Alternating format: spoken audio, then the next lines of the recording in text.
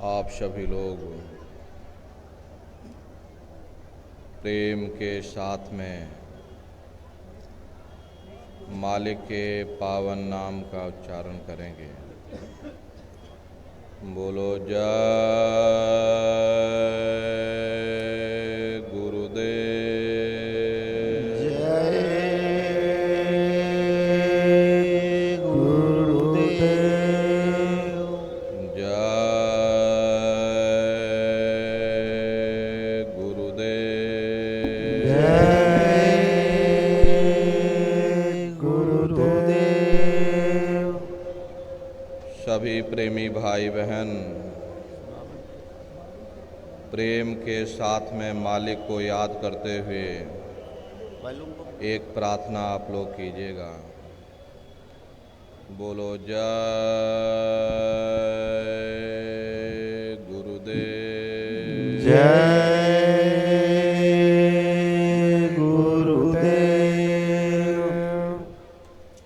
गुरु का ध्यान कर प्यारे। गुरु का ध्यान कर प्यारे। बिना इसके नहीं छोटे ना। बिना इसके नहीं छूटना। नाम के रंग में रंग जा। नाम के रंग में रंग जा। मिले तो दाम निज अपना। मिले तो ही धाम निज अपना। गुरु की शरण द्रान कर ले। गुरु के शरण दृढ़ कर ले। बिना इसका नाही शरणा। बिना इसका नहीं शरणा। लाभ और मान क्यों चाहे। लाभ और मान क्यों चाहे। पड़ेगा फिर तुझे देना। पड़ेगा फिर तुम्हें देना। कर्म जो जो करेगा तू। कर्म जो जो करेगा तू। वही फिर भोगना भरना। वही फिर भोगना भरना। जगत के जाल से जो त्यों। जगत के जाल से ज्यों त्यों। आटो मरदान गे करना। घटो मरदान की करना जिन्होंने मारे मन डाला इन्होंने मार मन डाला उन्हीं को सूरमा कहना उन्हीं को सूरमा कहना बड़ा बैरी मन घट में बड़ा बैरी है मन घट में इसे का जेतना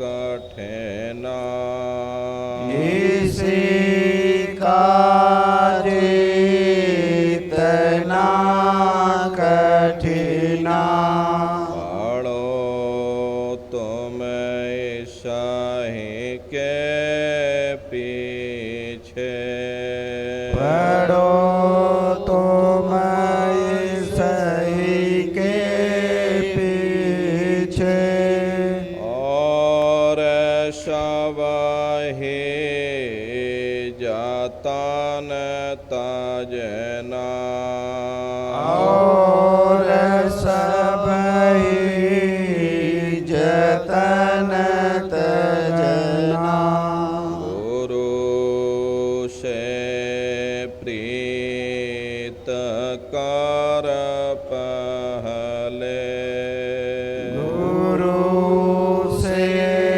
प्रीत कर पहले बाहर घट शब्द को सुनना बहुरी घट शब्द को सुनना गुरु का ध्यान कर प्यारे गुरु का ध्यान कर प्यारे बिना इसके नहीं छोटना बिना इसके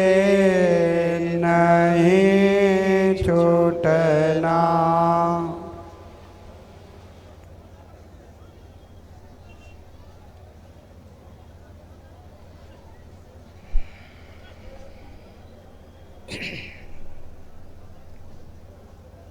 सर्वत्र विराजमान शब्द स्वरूप परम पूज्य स्वामी जी महाराज के श्री चरणों में कोटि कोटि नमन प्रणाम करते हुए गुरु महाराज के इस पावन पुनीत भंडारे के अवसर पर देश के कोने कोने से पधारे हुए सभी सत्संगी धर्म प्रेमी भाई बहनों को सादर जय गुरुदेव।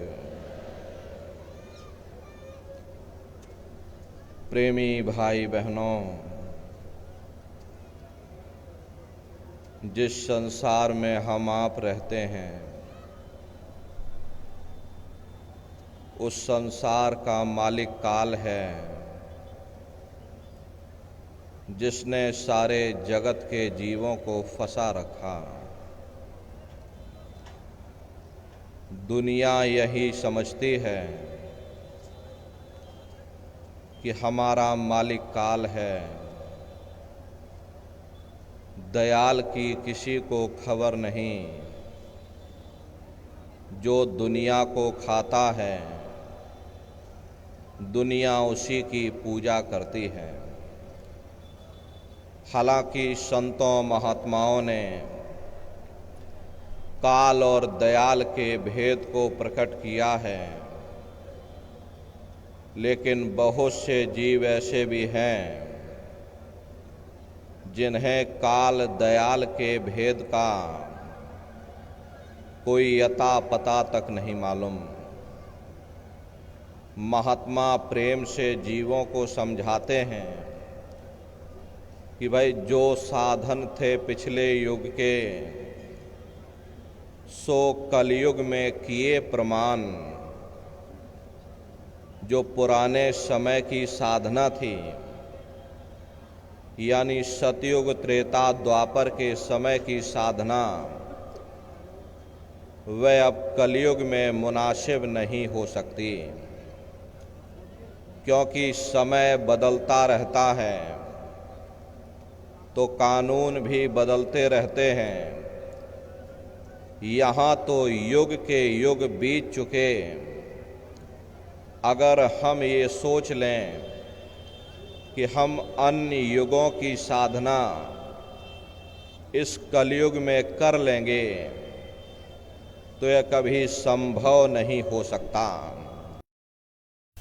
प्रेमी भाई बहनों, सतयुग में मनुष्य की उम्र को कम करो 1,00,000 वर्ष की हुआ करती थी। 10,000 हजार हाथियों का बल एक एक मनुष्य में हुआ करता था।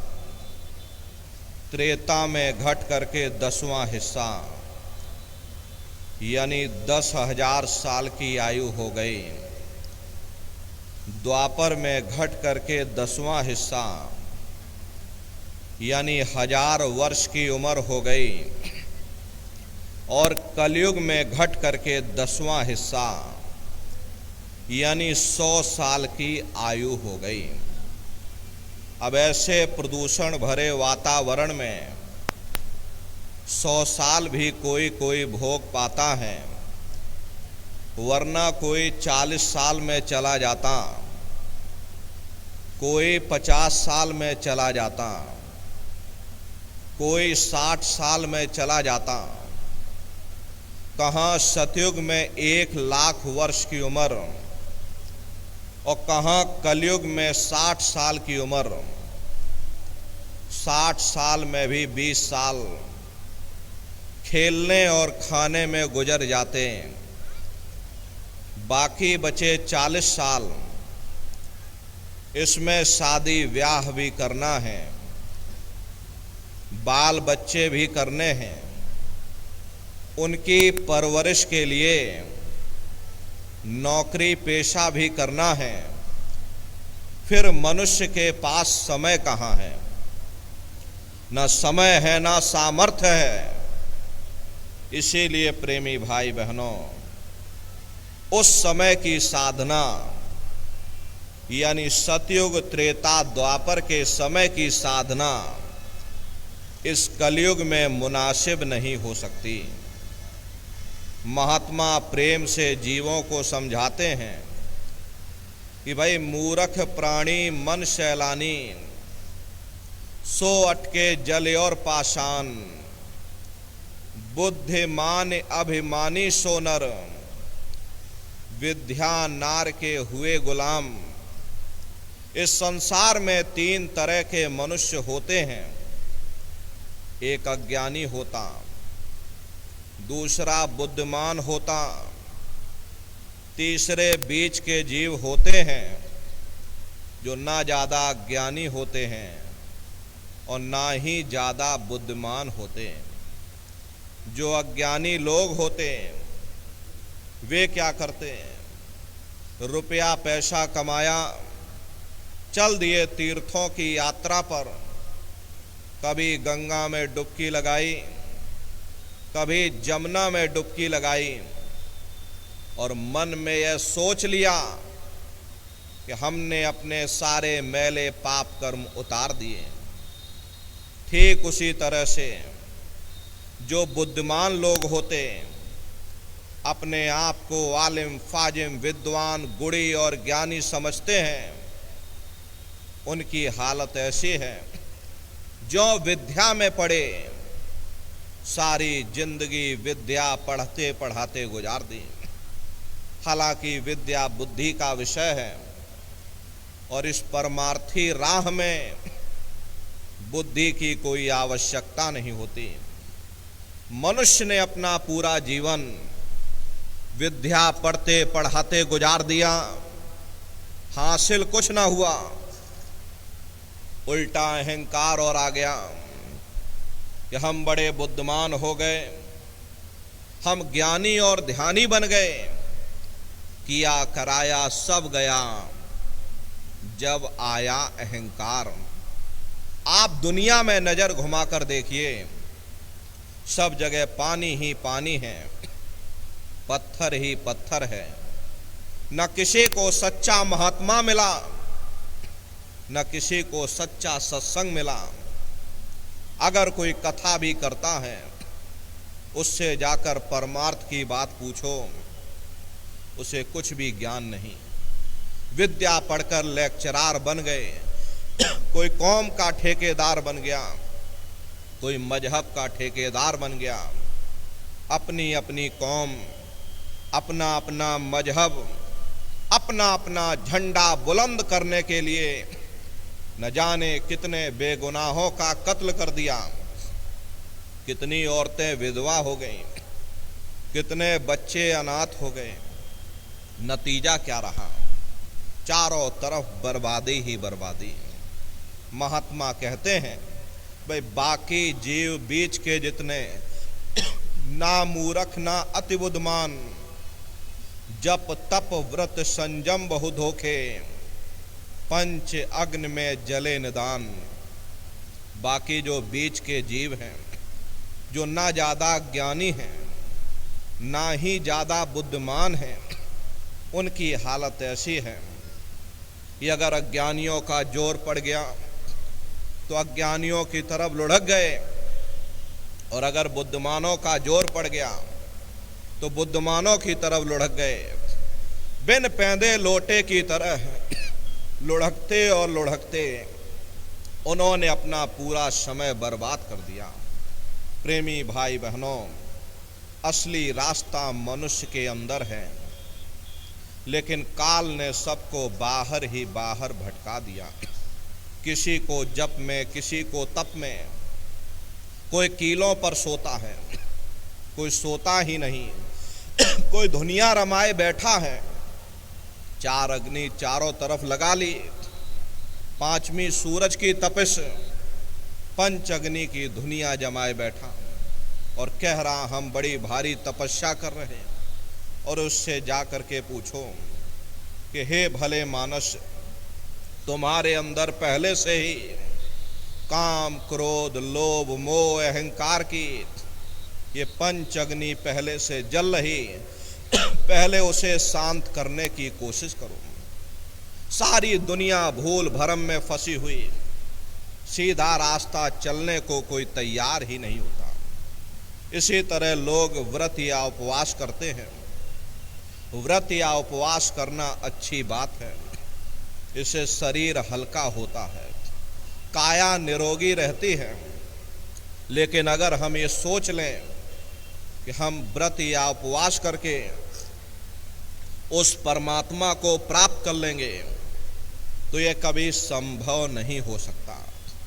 एक आदमी का प्रण था, प्रतिज्ञा ले रखी थी, रोज दिए में तेल भरता था, पाठ करना शुरू कर देता था, और जब तक तेल खत्म ना हो जाए, दिया बुझ ना जाए, वह कभी रोटी नहीं खाता था। उसने ये प्रतिज्ञा ले रखी थी, जब तक ये दिया बुझेगा नहीं, हम रोटी नहीं खाएंगे।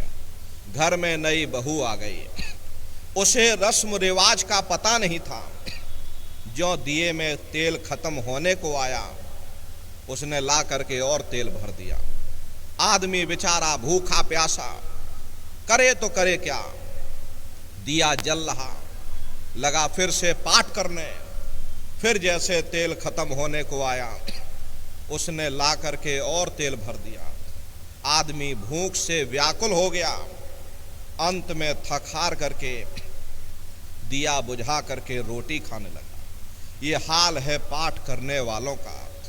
कहने का मतलब ये है कि दुनिया ऐसे ऐसे रस्म रिवाज में फंसी हुई है।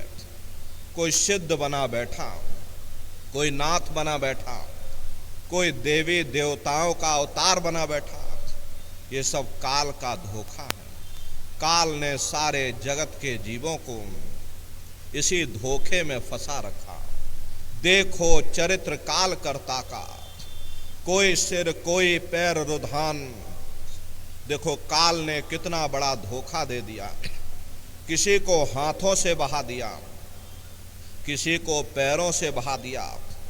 प्रेमी भाई बहनों, वाल्मीकि जी महाराज ने राम के पैदा होने के 10,000 साल पहले ही पूरी रामायण बना करके रख दी थी कि भाई तुम्हारे अंदर राम है, तुम्हारे अंदर रावण है, सब कुछ तुम्हारे अंदर है। काल भगवान ने देखा किसने तो मेरा भेद उजागर कर दिया, तो उन्होंने बड़ी होशियारी के साथ बाहर राम बना दिए, बाहर ही रावण बना दिया, ताकि कोई अंदर ना आने पाए, कोई मेरे भेद को ना जानने पाए। सब बाहर ही बाहर भटकते रह जाएं। भटक भटक भटकाया सब जगह, कोई न लगे ठौर ठिकान। काल ने सारे जगत के जीवों को बाहर ही बाहर भटका दिया। किसी को पानी में, किसी को पत्थर में, किसी को गंगा में, किसी को जमुना में, किसी को देवालय और शिवालय में, किसी को अन्य कर्म कांडों में। प्रेमी भाई बहनों, इन बाहरी कर्म कांडों से न कभी किसी को मुक्ति मिली, न भविष्य में कभी मिल सकती। लोमश ऋषि का एक दृष्टांत आता है।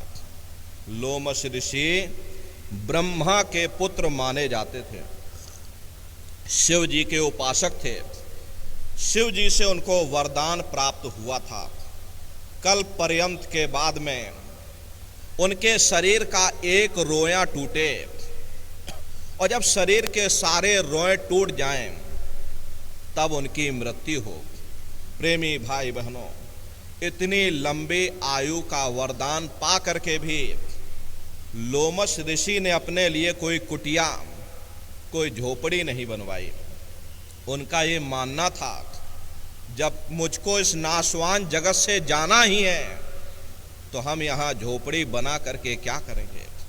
इतनी लंबी आयु प्राप्त होने के बाद भी लोमश ऋषि ने अपने लिए कोई झोपड़ी नहीं बनवाई। प्रेमी भाई बहनों, लोमश ऋषि ब्रह्मा के पुत्र माने जाते थे।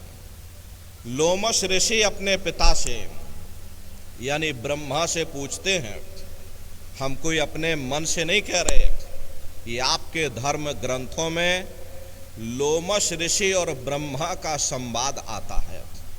तो लोमश ऋषि अपने पिता से यानी ब्रह्मा से पूछते हैं कि पितु से पूछ मुक्त की बाता, गंगा का फल कहो विधाता।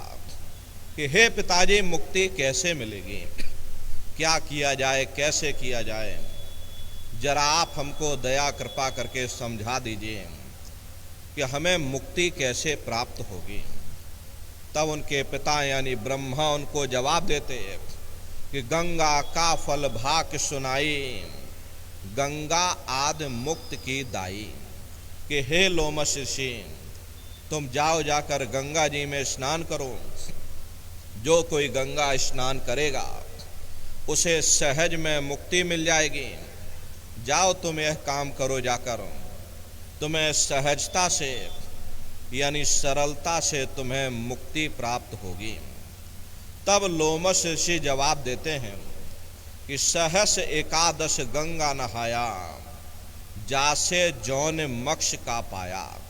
कि हे पिताजी, मैंने सहस्त्रों वर्षों तक यानी हजारों वर्षों तक गंगा जी में स्नान किया, बड़ी श्रद्धा और आस्था के साथ में गंगा जी में डुबकी लगाई, लेकिन मुझे फल क्या मिला।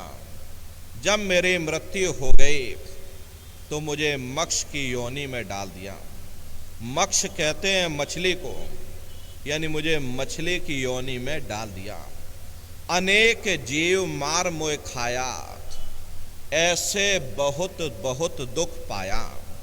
जब मुझे मछली की योनि मिल गई तो अनेकों अनेक जल के जीवों ने मुझे मार मार करके खाया। मुझे कितनी तकलीफ हुई, कितनी मुझे पीड़ा हुई, इसका मैं वर्णन नहीं कर सकता। और हे पिताजी, एक नहीं जय जय तीर्थ सबय नहाए, जल जीव जौन माहि भरमाए। कि जितने भी तीर्थ थे सभी जाकर जगह जाकर मैंने स्नान किया। अरे जल में आशा बांधी तो जल में मुझको वास मिल गया। जहां आशा तह वासा, मैंने जल में आशा बांधी तो जल में मुझे वास मिल गया, लेकिन मुझे मुक्ति नहीं मिली।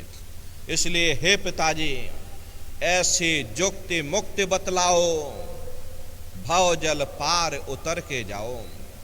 ऐसी जुक्ति, ऐसी मुक्ति का रास्ता हमको बतला दो जिससे हमारी ये जीवात्मा सदा सर्वदा के लिए इस भवसागर रूपी समुद्र से पार हो जावे। हम हमेशा के लिए जन्म मरण के बंधनों से आजाद हो जाएं। हे पिताजी, दया कृपा करके मुझे कोई ऐसा उपाय बताओ।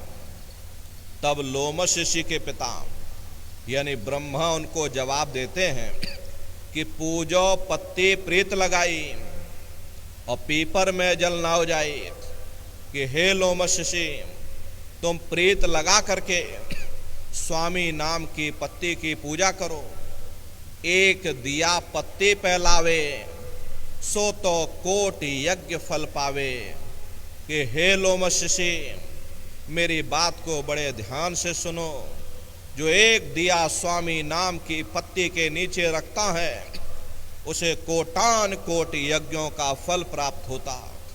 जाओ तुम यह काम करो, जा करके तुम्हें सहजता से यानी सरलता से तुम्हें मुक्ति मिल जाएगी। तब लोमश ऋषि जवाब देते हैं कि सहस्त्र पत्ती को पूजा, वृक्ष योनि पाइये ही पूजा। कि हे पिताजी, मैंने 3 यानी 3000 वर्षों तक स्वामी नाम की पत्ती की पूजा की, बड़ी श्रद्धा और आस्था के साथ जल चढ़ाया, लेकिन मुझे फल क्या मिला? मुझे वृक्ष की योनि में डाल दिया और मैं हजारों हजार वर्षों तक एक जगह पर वृक्ष की योनि में खड़ा रहा। पीपर पूजा वर्ष हजारा, ताको सुन वर्तंत निवारा। कि हे पिताजी, मैंने पीपर की भी पूजा की, पीपर की भी परिक्रमा लगाई, बड़ी श्रद्धा और आस्था के साथ में मैंने पीपर पर भी जल चढ़ाया, लेकिन मुझे फल क्या मिला? कन खजुरा दे ही पाई, बार बार भव में भरमाई। मुझे कन खजुरे की योनि में डाल दिया और बार बार भव में, भव कहते हैं 4,84 लाख योनियों को, तो भाई मुझे बार बार 4,84 लाख योनियों में डाल दिया जाता, लेकिन मुझे मुक्ति नहीं मिलती। इसलिए हे पिताजी, दया कृपा करके मुझे कोई ऐसा उपाय बता दो, कोई ऐसा रास्ता बताओ जिससे मुझे मुक्ति मिल जाए। तब लोमश ऋषि के पिता यानी ब्रह्मा उनको जवाब देते, हे लोमश ऋषि, एकादशी करो तुम जाई, याते मुक्ति सहज में पाई। तुम जाओ, जाकर एकादशी का व्रत करो, तुम्हें सहजता से यानी सरलता से तुम्हें मुक्ति मिल जाएगी। तब लोमश ऋषि जवाब देते हैं कि 100 वर्ष एकादश की नहा, अंत जन्म माखी को लीन्हा। कि हे पिताजी, मैंने सहस्त्रों वर्षों तक यानी हजारों हजार वर्षों तक एकादशी का व्रत किया, लेकिन मुझे फल क्या मिला? जब मेरी मृत्यु हो गई तो मुझे मक्खी की योनि में डाल दिया और पुनि व्रत कीनी बहु तेरा, ताका सुन वर्तंत निवेरा, कि हे पिताजी मैंने और भी बहुत सारे व्रत किए और पुनि व्रत कर झार बनाई, पर मुक्ति हमने नहीं पाई। कि हे पिताजी मैंने और भी बहुत सारे व्रत किए लेकिन मुझे मुक्ति नहीं मिली, मैं खाली का खाली रह गया, मेरा जन्म बर्बाद हो गया, मेरा समय बर्बाद हो गया। इसलिए हे पिता दया कृपा करके मुझे कोई ऐसा उपाय बताओ जिससे मुझे मुक्ति मिल जाए, मेरी ये जीवात्मा सदा सर्वदा के लिए इस भवसागर रूपी समुद्र से पार हो जावे, हम हमेशा के लिए जन्म मरण के बंधनों से आजाद हो जावें, न जन्मना पड़े न मरना पड़े, न जन्मने का दुख हो न मरने का कष्ट हो। हे पिता दया कृपा करके मुझे कोई ऐसा उपाय, ऐसा तरीका मुझे समझा दो, मुझे उपाय बता दो। तब लोमश ऋषि के पिता यानी ब्रह्मा उनको जवाब देते हैं कि हे लोमश ऋषि, पुण्य गौ का सबसे भारी, याते मुक्ति होए विचारी। मेरा ये विचार है, तुम जाओ जाकर थोड़ा दान पुण्य करो, और दान पुण्य में सबसे बड़ा पुण्य गौदान माना जाता है। जाओ तुम गौदान करो जाकर, तुम्हें सहजता से यानी सरलता से तुम्हें मुक्ति प्राप्त होगी। तब लोमश ऋषि जवाब देते हैं कि गौदान कीना बहुते रात, जन्म मिला जो बकरी के राम। कि हे पिताजी मैंने बहुत गौदान किया लेकिन मुझे फल क्या मिला, जब मेरी मृत्यु हुई मुझे बकरी की योनि में डाल दिया, न जाने कितनों ने मेरा शिकार किया, मुझे मार मार करके, मुझे काट काट करके खाया गया, मुझे कितनी तकलीफ हुई, कितनी मुझे पीड़ा हुई, इसका मैं वर्णन नहीं कर सकता। कि हे पिताजी जो तुम कही सभी हम कीना, मुक्ति न पायो रहो अधीना। जो भी आपने विधि बताई मैंने विधि विधान के साथ उसे पूरा किया। इतना तीरथ व्रत कर्म कांड इस संसार में कोई मनुष्य नहीं कर सकता, जितने कर्म कांड जितने तीरथ और व्रत मैंने किए, लेकिन मुझे मिला कुछ नहीं, मैं खाली का खाली रह गया, मेरा जन्म बर्बाद हो गया, मेरा समय बर्बाद हो गया। बड़े दीन भाव से अपने पिता यानी ब्रह्मा से प्रार्थना करते हैं कि हे पिता मैंने बहुत भटक लिया, अब की बार मुझे कोई ऐसा उपाय बता दो जिससे मुझे मुक्ति मिल जाए। तब अंत में लोमश ऋषि के पिता यानी ब्रह्मा उनको जवाब देते हैं कि लोमश ऋषि में कहो विचारा, और संत शरण से होए उबारा। कि हे लोमश ऋषि मेरा ये अंतिम विचार है, तुम संतों की शरण में चले जाओ, वहीं से तुमको मुक्ति मिलेगी। तीरथ व्रत सब झूठ पसारा, नहीं हुई है इनते निर्वारा। ये तीरथ और व्रत ये झूठ का पसारा है, ये मेरे फैलाए हुए जंजाल हैं, इससे कभी किसी को मुक्ति नहीं मिलती। अगर तुम्हें मुक्ति पाना है तो तुम संतों की शरण में चले जाओ। देखो प्रेमी भाई बहनों, ब्रह्मा को अपने पुत्र यानी लोमश ऋषि की जरा सी चिंता नहीं, हजारों हजार वर्षों तक उन्होंने भटका करके रखा। तब अंत में उन्होंने उपाय बताया कि संत शरण से होए उबारा। अगर तुम मुक्ति पाना चाहते हो तो संतों की शरण में जाओ। ऐसी हालत देख जगत की संत सतगुर भय प्रगटेयान।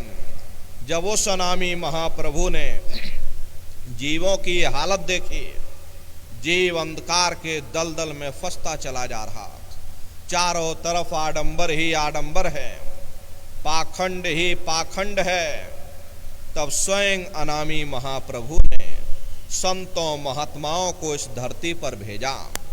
और संत महात्मा फकीर यहाँ पर आकर के हम जीवों को समझाने की कोशिश करते कि भाई हम आए वही देश से जहां तुम्हारो धाम, और तुमको घर पहुंचावना एक हमारो काम।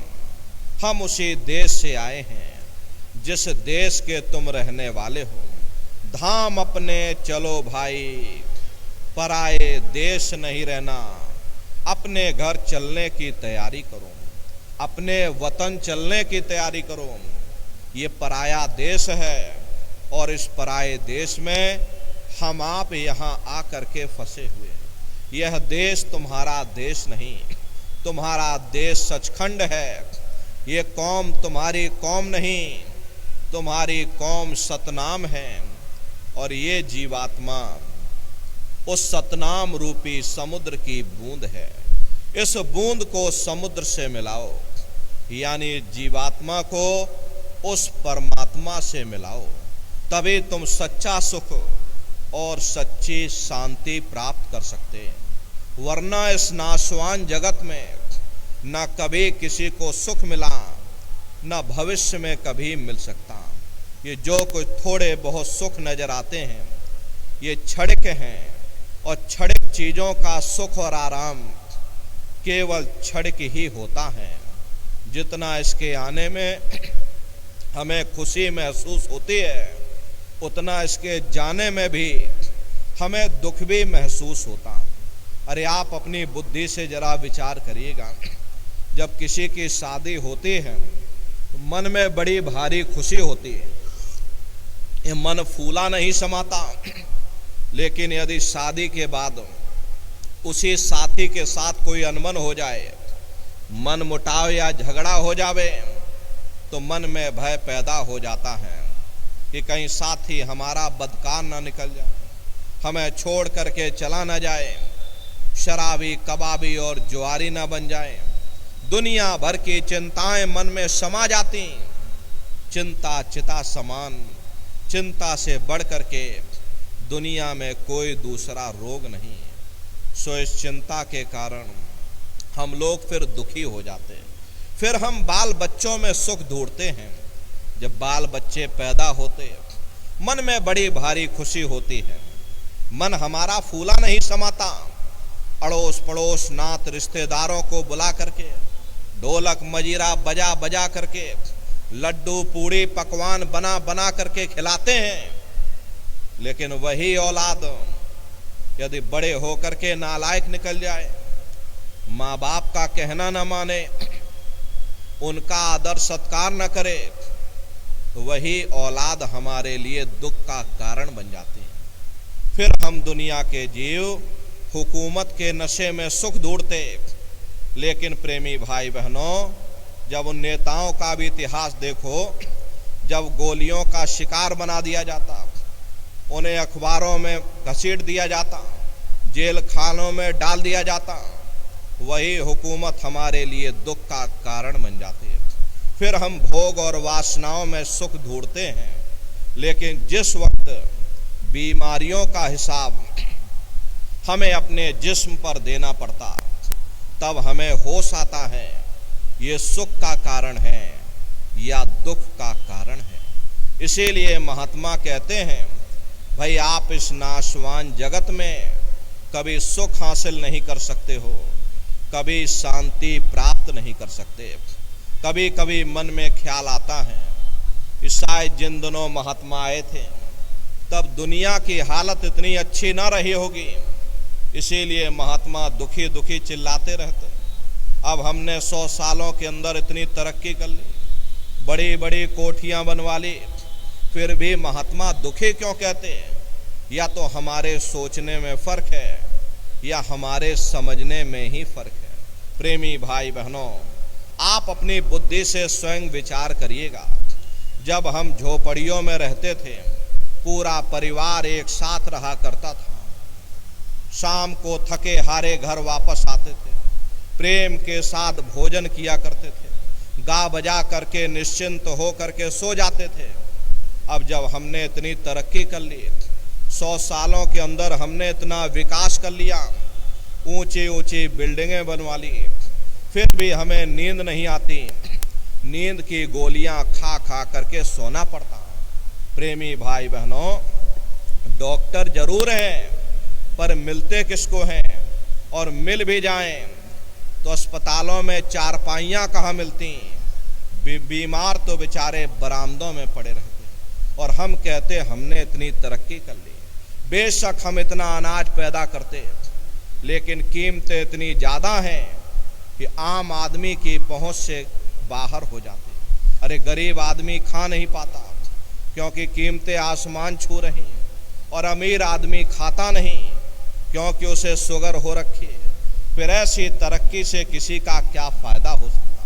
पहले गांव में कोई मामूली झगड़ा हो जाता था, चार भले लोग मिल बैठ करके सुलझा देते थे। अब आप मुकदमा करके देख लो, क्या मजाल 20-25 साल से पहले आपको कोई फैसला मिल जाए। कचहरियों में जाकर के देखो, तीर्थों की तरह जमघट लगा हुआ, मानो कोई बहुत बड़ा तीर्थ स्थान हो। अरे आप किसी से पूछ करके देखिएगा, किसी को फुर्सत नहीं, डॉक्टर को फुर्सत नहीं, जज को फुर्सत नहीं, वकील को फुर्सत नहीं, कारखानेदार को फुर्सत नहीं, उद्योगपतियों को फुर्सत नहीं। सबके चेहरे पर चिंता और तनाव की लकीरें हैं। फिर ऐसी तरक्की से किसी का क्या फ़ायदा हो सकता? प्रेमी भाई बहनों, ये तरक्की का कसूर नहीं है, ये हमारा अपना कसूर है। हम उन चीज़ों के कैदी बन गए। ये चीज़ें हमारे लिए बनी थीं, ना कि हम उनके लिए बने थे। हम मशीनों के पुर्जे बन गए, मशीनों के मालिक ना बन सके। हमको मालिक बनना चाहिए था। सबको रोटी मिलनी चाहिए थी, सबको कपड़ा मिलना चाहिए था, सबको मकान मिलना चाहिए था, सबका मन निश्चिंत होना चाहिए था। किसी के मन में चिंता और तनाव की लकीरें नहीं रहनी चाहिए। घर में, समाज में प्रेम और सद्भाव की भावना रहनी चाहिए। माँ बाप का सम्मान होना चाहिए। यही तो जीवन में हर इंसान मांगता है। प्रेमी भाई बहनों, अगर जीवन में कीमतें और कदरें ना रहीं, फिर ऐसी तरक्की से किसी का क्या फ़ायदा हो सकता? प्रेमी भाई बहनों, इसीलिए महात्माओं ने जब कहा था तब भी ठीक था, और अब कहा तो अब भी ठीक है। दुनिया में न तब किसी को सुख मिला, न अब किसी को सुख मिल सकता। इसीलिए महात्मा कहते हैं, भाई तजो मन यह सुख दुख का धाम। गुरु नानक साहब ने लिखा, नानक दुखिया सब संसार। दुनिया का हर एक जीव अपनी अपनी जगह दुख और मुसीबतों से भरा हुआ। यही सहजोबाई ने कहा कि धनवंते सब ही दुखी, निर्धन है धन रूप, और साध सुखी सहजो कहे, पायो भेद अनूप। जिसके पास धन दौलत है, जो राजा महाराजा हैं, जो सेठ साहूकार हैं, वे सब के सब दुखी हैं। उनको किस चीज़ का दुख है? बड़े बड़े जो दिशे हैं लोग, तिनको व्यापे चिंता रोग। ये जो चिंता रोग है, उन्हें अंदर से खाए जा रही, सो इस चिंता के कारण बेचारे दुखी बने रहते हैं। और जिनको रोटी कपड़े मकान की फिक्र लगी, उन बेचारे गरीबों को दुखी होना ही होना। इसीलिए महात्मा कहते हैं, भाई आप इस नाशवान जगत में नाशवान क्षणिक पदार्थों से कभी सुख हासिल नहीं कर सकते, कभी शांति प्राप्त नहीं कर सकते। एक बार हमारे गुरु महाराज कलकत्ता में एक बहुत बड़ा पार्क बना हुआ, विक्टोरिया पार्क के नाम से, गुरु महाराज उसी बगिया में बैठे हुए थे। प्रेमी भाई बहनों, बगल में दो सेठ आए और दोनों सेठ गुरु महाराज के बगल में आकर के बैठ गए। सामने देखा एक माली घास काट रहा था। घास काटते काटते और माली को नींद आ गई और वह घास के ऊपर सो गया। दोनों सेठ आपस में बातचीत करने लगे कि देखो उस माली को, हमसे ज़्यादा सुखी तो वह माली है, कम से कम उसे नींद तो आ रही है। हम लोगों को नींद तक नहीं आती, नींद की गोलियां खा खा करके सोना पड़ता। गुरु महाराज उन सेठों की बात सुन रहे थे। गुरु महाराज बोले, अरे भाई सेठ जी, तुमने अपने आप क्यों फैसला कर लिया? अरे जाओ, जाकर मालिक से पूछ करके आओ क्या वो सुखी है या नहीं है। गुरु महाराज की बात को मान करके दोनों सेठ माली के पास गए और जगा करके पूछा कि भाई हमारे सवाल का जवाब दे दो, क्या तुम सुखी हो या नहीं हो? तो माली बोला, अरे बाबूजी, हम कहाँ सुखी हैं? सुखी तो देखो महलों में जो रह रहे, ऊंची ऊंची इमारतों में जो रह रहे, एयर कंडीशन में जो लोग रह रहे, वे लोग सुखी हैं। हम कहाँ सुखी? गुरु महाराज उसकी बातों को सुन करके हंसने लगे। गुरु महाराज बोले कि देखो, ये सेठ कह रहा कि माली सुखी है और माली कह रहा सेठ सुखी, और वास्तविकता यही है कि यहाँ कोई सुखी नहीं। ना सुख विद्या के पढ़े, ना सुख वाद विवाद, और साध सुखी सहजो कहे, जो लागे शून्य समाध। नालिम फाजिम सुखी हैं, न गुणी ज्ञानी सुखी हैं, न बड़े बड़े विद्वान सुखी हैं। अरे सुखी वही है जिसने दुनिया में से अपने मन को निकाल करके और मालिक के चरणों में लगाया हुआ। इसीलिए महात्मा कहते हैं कि तजो मन यह सुख दुख का धाम। संतों महात्माओं ने इस नगरी को दुख और सुख की नगरी कह करके बयान किया, क्योंकि कोई इंसान यहाँ पर ऐसा नहीं मिलेगा जिसको हमेशा सुख ही सुख प्राप्त हुए, या कोई इंसान आपको ऐसा नहीं मिलेगा जिसको हमेशा दुख ही दुख प्राप्त हुए। 10 दिन सुख में गुजर जाते तो थोड़ा बहुत दुख का सामना भी करना पड़ता, और यदि 10 दिन दुख में गुजर जाते हैं तो थोड़ी बहुत सुख की श्वास भी आ जाती है। ये सुख दुख की समस्याएं हमारे पिछले जन्मों के पुण्य और पाप के कारण हैं। जब पाप और पुण्य इकट्ठे होते हैं तब हमें इंसान का जामा मिलता है। यदि पुण्यों के कारण हम लोग सुखी हो जाते तो उन पापों के कारण हमको दुख का सामना भी करना पड़ता। प्रेमी भाई बहनों, संत महात्मा इस दुनिया को सुख की नगरी बनाने के लिए नहीं आते। अगर संतों महात्माओं का दुनिया में आने का यही एक लक्ष्य होता, ये दुनिया सुख की नगरी बन जाए, तो अब तक जरूर बन जानी चाहिए थी। इतिहास गवाह है, हर कौम, हर मजहब में, हर मुल्क, हर वक्त में किस किस चोटी के महात्मा आए, लेकिन उनके आने के बावजूद ये दुनिया आज तक सुख की नगरी न बन सकी। तो हम आप क्या सोच करके बैठे हैं इस दुनिया को सुख की नगरी बना सकेंगे? प्रेमी भाई बहनों, ये दुनिया के कांटे बांटे हम चाहे कितने भी क्यों ना इकट्ठे कर लें, कभी कामयाब नहीं हो सकते। अगर हिम्मत करके हम अपने पाँवों में ही जूतियां पहन लें तो ये दुनिया के कांटे हम पर असर नहीं कर सकते। ये सुख दुख की समस्याएं, ये सुख दुख के मसले ना कभी किसी से हल हुए और ना ही कभी हो सकते। लेकिन महात्मा जिंदगी गुजारने का ऐसा सरल, ऐसा सुगम, ऐसा तरीका समझाते हैं जिस पर चल करके हमारा ध्यान सुख दुख की समस्याओं से परे चला जाता। महात्मा कहते हैं, लगो तुम अब चढ़कर सतनाम। अगर तुम सुख पाना चाहते हो, अगर तुम शांति पाना चाहते हो, तो सतनाम की खोज करो, उस मालिक की भक्ति करो, क्योंकि जितना समय तुम्हारा ध्यान मालिक की भक्ति में लगा रहेगा, तुम दुनिया में 2-4 दिन जरूर सुख हासिल कर सकते। और अगर तुम्हारा ध्यान मालिक की भक्ति की तरफ से हट जाएगा तो सारी दुनिया तुम्हारे लिए दुख का रूप बन करके खड़ी हो जाएगी। प्रेमी भाई बहनों, आप अपनी बुद्धि से विचार करिएगा। एक छोटा सा बच्चा अपने पिता की उंगली पकड़ करके मेला या नुमाइश में घूमने जाता है। उसे मेले की हर साजो सामान बड़ी खूबसूरत नजर आती है।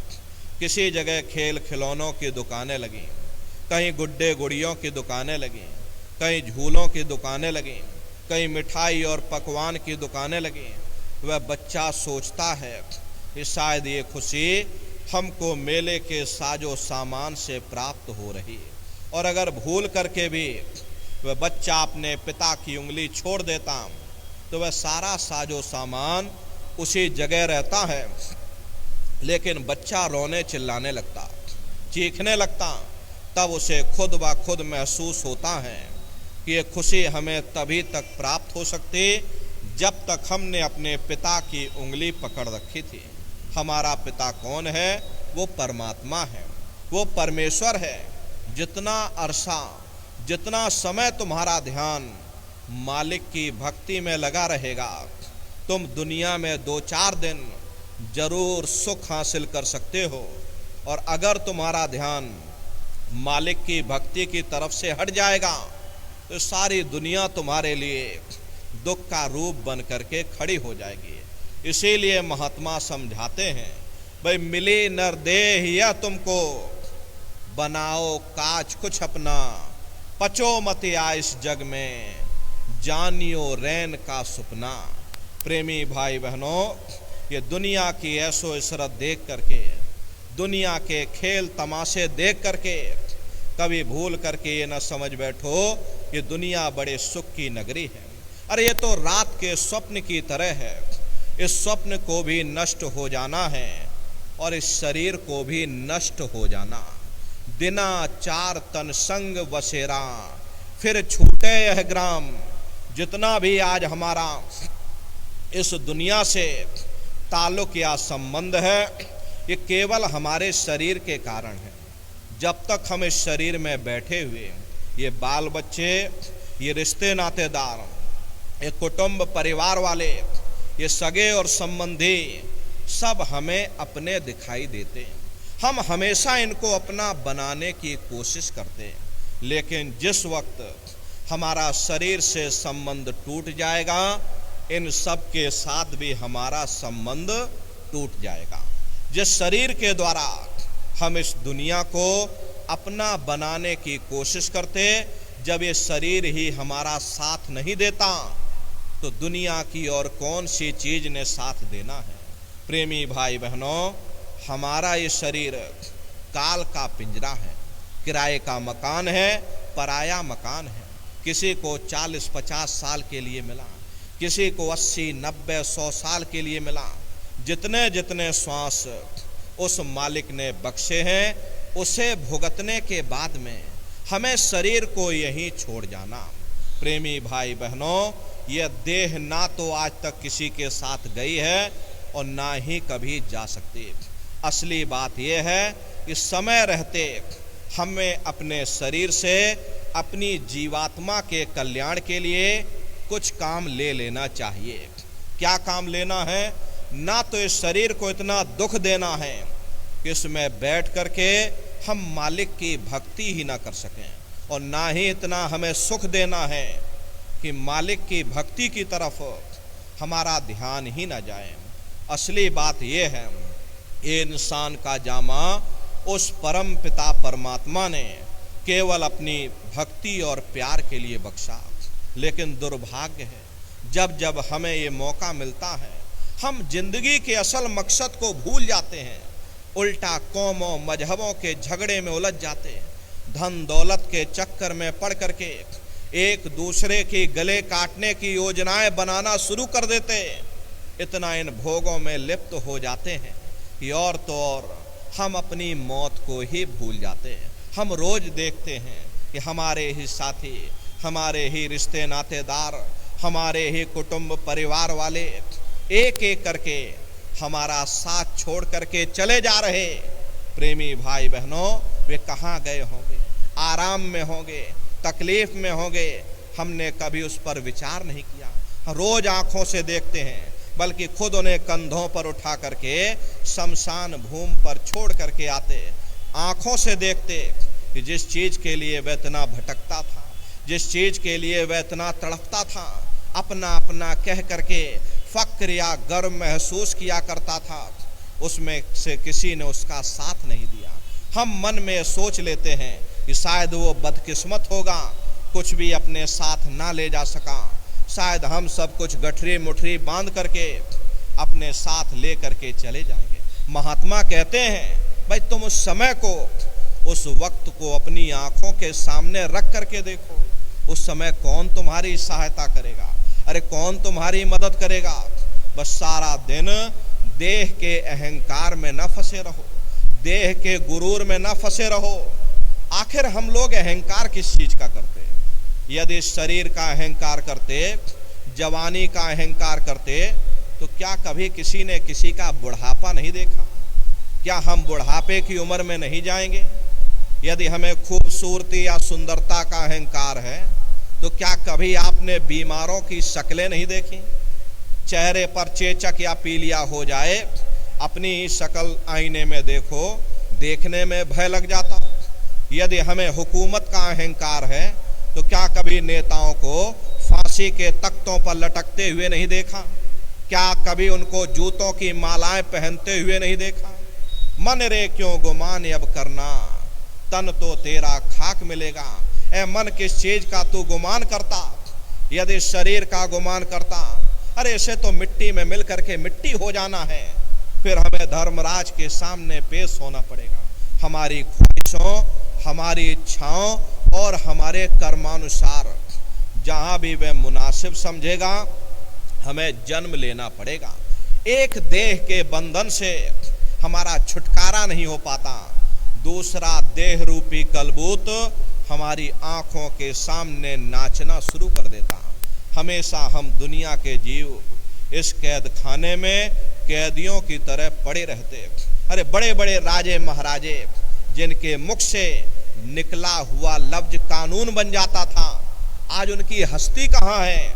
उनकी कब्रों पर हम ठोकरें मार मार के गुजरते हैं। उनकी हड्डियां हमारे पैरों के तले कुचली जाती। क्या हम भूल चुके हैं एक समय हमारा भी आएगा? अरे हमारी भी कब्रों पर लोग ठोकरें मार मार के गुजरेंगे, हमारी भी हड्डियां लोगों के पैरों तले कुचली जाएंगी। इसीलिए महात्मा प्रेम से समझाते हैं, भाई तुम उस समय को, उस वक्त को अपनी आंखों के सामने रख कर देखो। उस समय कौन तुम्हारी सहायता करेगा? कौन तुम्हारी मदद करेगा? धन दारा सुत नाती कहियन और यह नहीं आवे काम। अरे बाल बच्चे, रिश्ते नातेदार, ये कुटुंब परिवार वाले जिनके लिए तुम इतनी ठगियां करते हो, इतनी बेईमानियां करते हो, इतने इतने जिंदगी के उसूलों को कुर्बान कर देते, इनको तो यह भी पता नहीं चलता है कि मौत के फरिश्ते आए किधर से और लेकर किधर चले गए। मशक समान जान यह देही, बहती आठों याम मश्क होती है, चमड़े की बनी हुई होती, और हम उसमें हवा भर करके नदी के किनारे से दूसरे किनारे पर पहुंच जाते। अगर मश्क से हवा निकल जाए तो मश्क तो डूब ही जाएगी। जो लोग उसका सहारा लेते हैं वे भी पानी में डूब जाएंगे। महात्मा समझाते हैं, भाई तुम्हारा ये शरीर भी उस मश्क के समान है, इसमें श्वासों की हवा भरी है, और जब तक श्वासों की हवा भरी है, अरे हम दुनिया की गफलत में बेहोश हैं, दुनिया के काम धंधे में फंसे हुए। लेकिन जिस वक्त ये श्वास रूपी हवा मश्क से निकलेगी, अरे हमारी हस्ती तो खत्म हो ही जाएगी। जो लोग हमारा सहारा लेकर के अपना जीवन यापन कर रहे, वे भी घबरा जाएंगे, रोने चीखने और चिल्लाने लग जाएंगे। बड़े बड़े राजे महाराजाओं की मशकों से हवा निकल गई। प्रेमी भाई बहनों, महात्मा केवल हमारी हालत ही बयान नहीं करते, केवल हम पर तरस ही नहीं खाते, बल्कि हमें यहाँ से निकलने का रास्ता भी समझाते हैं। महात्मा कहते हैं, भाई तू अचेत गाफिल हो रहता, सुन ले मूल कलाम।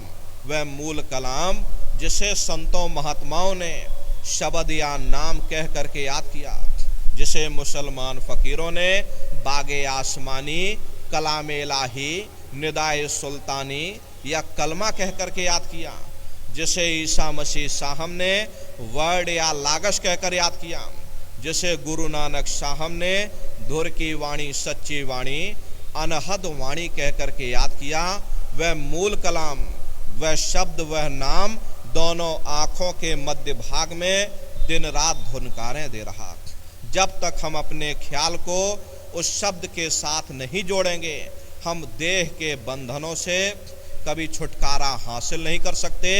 जन्म मरण के बंधनों से कभी हम आजाद नहीं हो सकते। शब्द मर सो मर रहा, फिर मरे न दूजी बार। जोड़ते बैठते चलते फिरते अपने ख्याल को शब्द या नाम के साथ जोड़ देते, ऐसे जीव हमेशा के लिए अमर हो जाते, देह के बंधनों से हमेशा के लिए छुटकारा पा जाते। शब्द शब्द पौड़ी पर चढ़कर पहुंचो सचखंड सतनाम। संत मत कोई मजहब नहीं, यहाँ ना कोई हिंदुओं के लिए लिहाज है, न मुसलमानों के लिए लिहाज है, न सिख या ईसाइयों के लिए लिहाज है। अरे भाई, आप हिंदू होकर के अंदर जाओ, आप मुसलमान होकर के अंदर जाओ, आप सिख और ईसाई होकर के अंदर जाओ, संतों का उपदेश सबके लिए एक ही होता है। ताते पहले गुरु को ध्याओ और काम सब पीछे जान, गुरु की मूरत हृदय बसाओ, चंद्र चकोर प्रीत घटियान। रूहानियत की तालीम पूर्ण गुरु से प्राप्त होती है, जो शब्द या नाम के भेद को जानते हैं। ऐसे पूर्ण गुरु की खोज करो प्रेमी भाई बहनों। गुरु सोई जो शब्द सनेही। गुरु कोई लाल पीले कपड़े का नाम नहीं, गुरु कोई जटा जूट का नाम नहीं, गुरु कोई दाढ़ी और बाल का नाम नहीं, गुरु कोई वेशभूषा का नाम नहीं। कहते हुए गुरु सोई जो शब्द सनेही, शब्द बिना दूसर नहीं सेही, शब्द कमावे सो गुरु पूरा, उन चरणन की हो जा धूरा, और पहचान करो मत कोई, लक्ष्य अलक्ष्य न देखो सोई। शब्द भेद लेकर तुम उनसे, और शब्द कमाओ तुम तन मन से। यानी शब्द स्वरूपी शब्द अभ्यासी महात्माओं की खोज करो, जो शब्द या नाम के भेद को जानते हो। ऐसे महात्माओं की खोज करो, ऐसे महात्माओं की संगत और सोहबत करो, क्योंकि हमारा ये जो मन है ये संगत और सोहबत का बहुत जल्द असर लेता। यदि आप शराबियों के पास बैठोगे तो शराब पीने की आदत पड़ जाएगी, और यदि जुआरियों के पास बैठोगे तो जुआ खेलने की आदत पड़ जाएगी। कबीर साहब ने लिखा है कि कबीर संगत साधु की, जौ की भूसी खाए, खीर खान भोजन मिले, साकत संग न जाए। अगर मालिक के भक्तों और प्यारों की संगत में जाकर के हमें सूखे टुकड़े खाने को मिल जाएं, तो वे मनमुखों की संगत में जाकर के और खीर हलवा और स्वादिष्ट भोजन से कई लाख दर्जे अच्छे हैं। इसीलिए महात्मा कहते हैं, भाई अगर तुम मालिक को पाना चाहते हो तो गुरुमुखों की संगत करो, उनकी सोहबत करो, उनके सत्संग वचनों को सुनो, अपनी शंकाओं को दूर करो, उनसे प्रीत और प्रतीत करो। प्रेमी भाई बहनों, प्रेम ऐसा होना चाहिए जैसे चकोर और चंद्रमा का प्रेम होता। चकोर एक पंछी होता, पूर्णमासी के अवसर पर जब पूरा चांद निकलता है तो अपना पूरा ध्यान उस चंद्रमा में लगा देता। ज्यों ज्यों चंद्रमा ऊपर उठता त्यों त्यों चकोर की गर्दन ऊपर उठती चली जाती। एक समय ऐसा आता, उसकी प्रेमी भाई बहनों गर्दन उसके पूंछ के साथ जुड़ जाती, लेकिन वह चंद्रमा का ध्यान नहीं तोड़ता। महात्मा कहते हैं, भाई ऐसा प्रेम साधक को अपने गुरु के साथ होना चाहिए। जब लगे ऐसी प्रीत न होवे, तब लग साधन यही बखान। जब तक चंद्रमा और चकोर जैसी प्रीत न हो, तब तक साधक को चाहिए कि अपने हृदय में गुरु के प्रति प्रेम और प्यार पैदा करने की कोशिश करें। अब गुरु के प्रति प्रेम और प्यार पैदा होना ये कोई मामूली बात नहीं है, क्योंकि जन्म जन्मांतरों से हमारे आपके ऊपर कर्मों के बोझे लदे हुए हैं, जो हमें महात्माओं की तरफ जाने नहीं देते। कबीर साहब ने लिखा है कि कबीर पापी भगत न भावई, हर पूजा न सुहाए, माखी चंदन पर हरे, जहाँ विगंध तह जाए।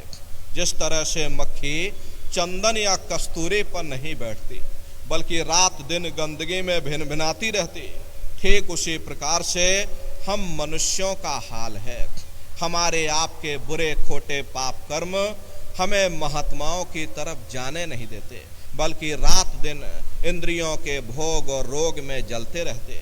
इसीलिए महात्मा कहते हैं, भाई अगर तुम मालिक को पाना चाहते हो, तुम जन्म मरण के बंधनों से आजाद होना चाहते हो, तो गुरुमुखों की शरण में चले जाओ, उनके सत्संग वचनों को सुनो, उनसे प्रीत करो, प्रतीत करो।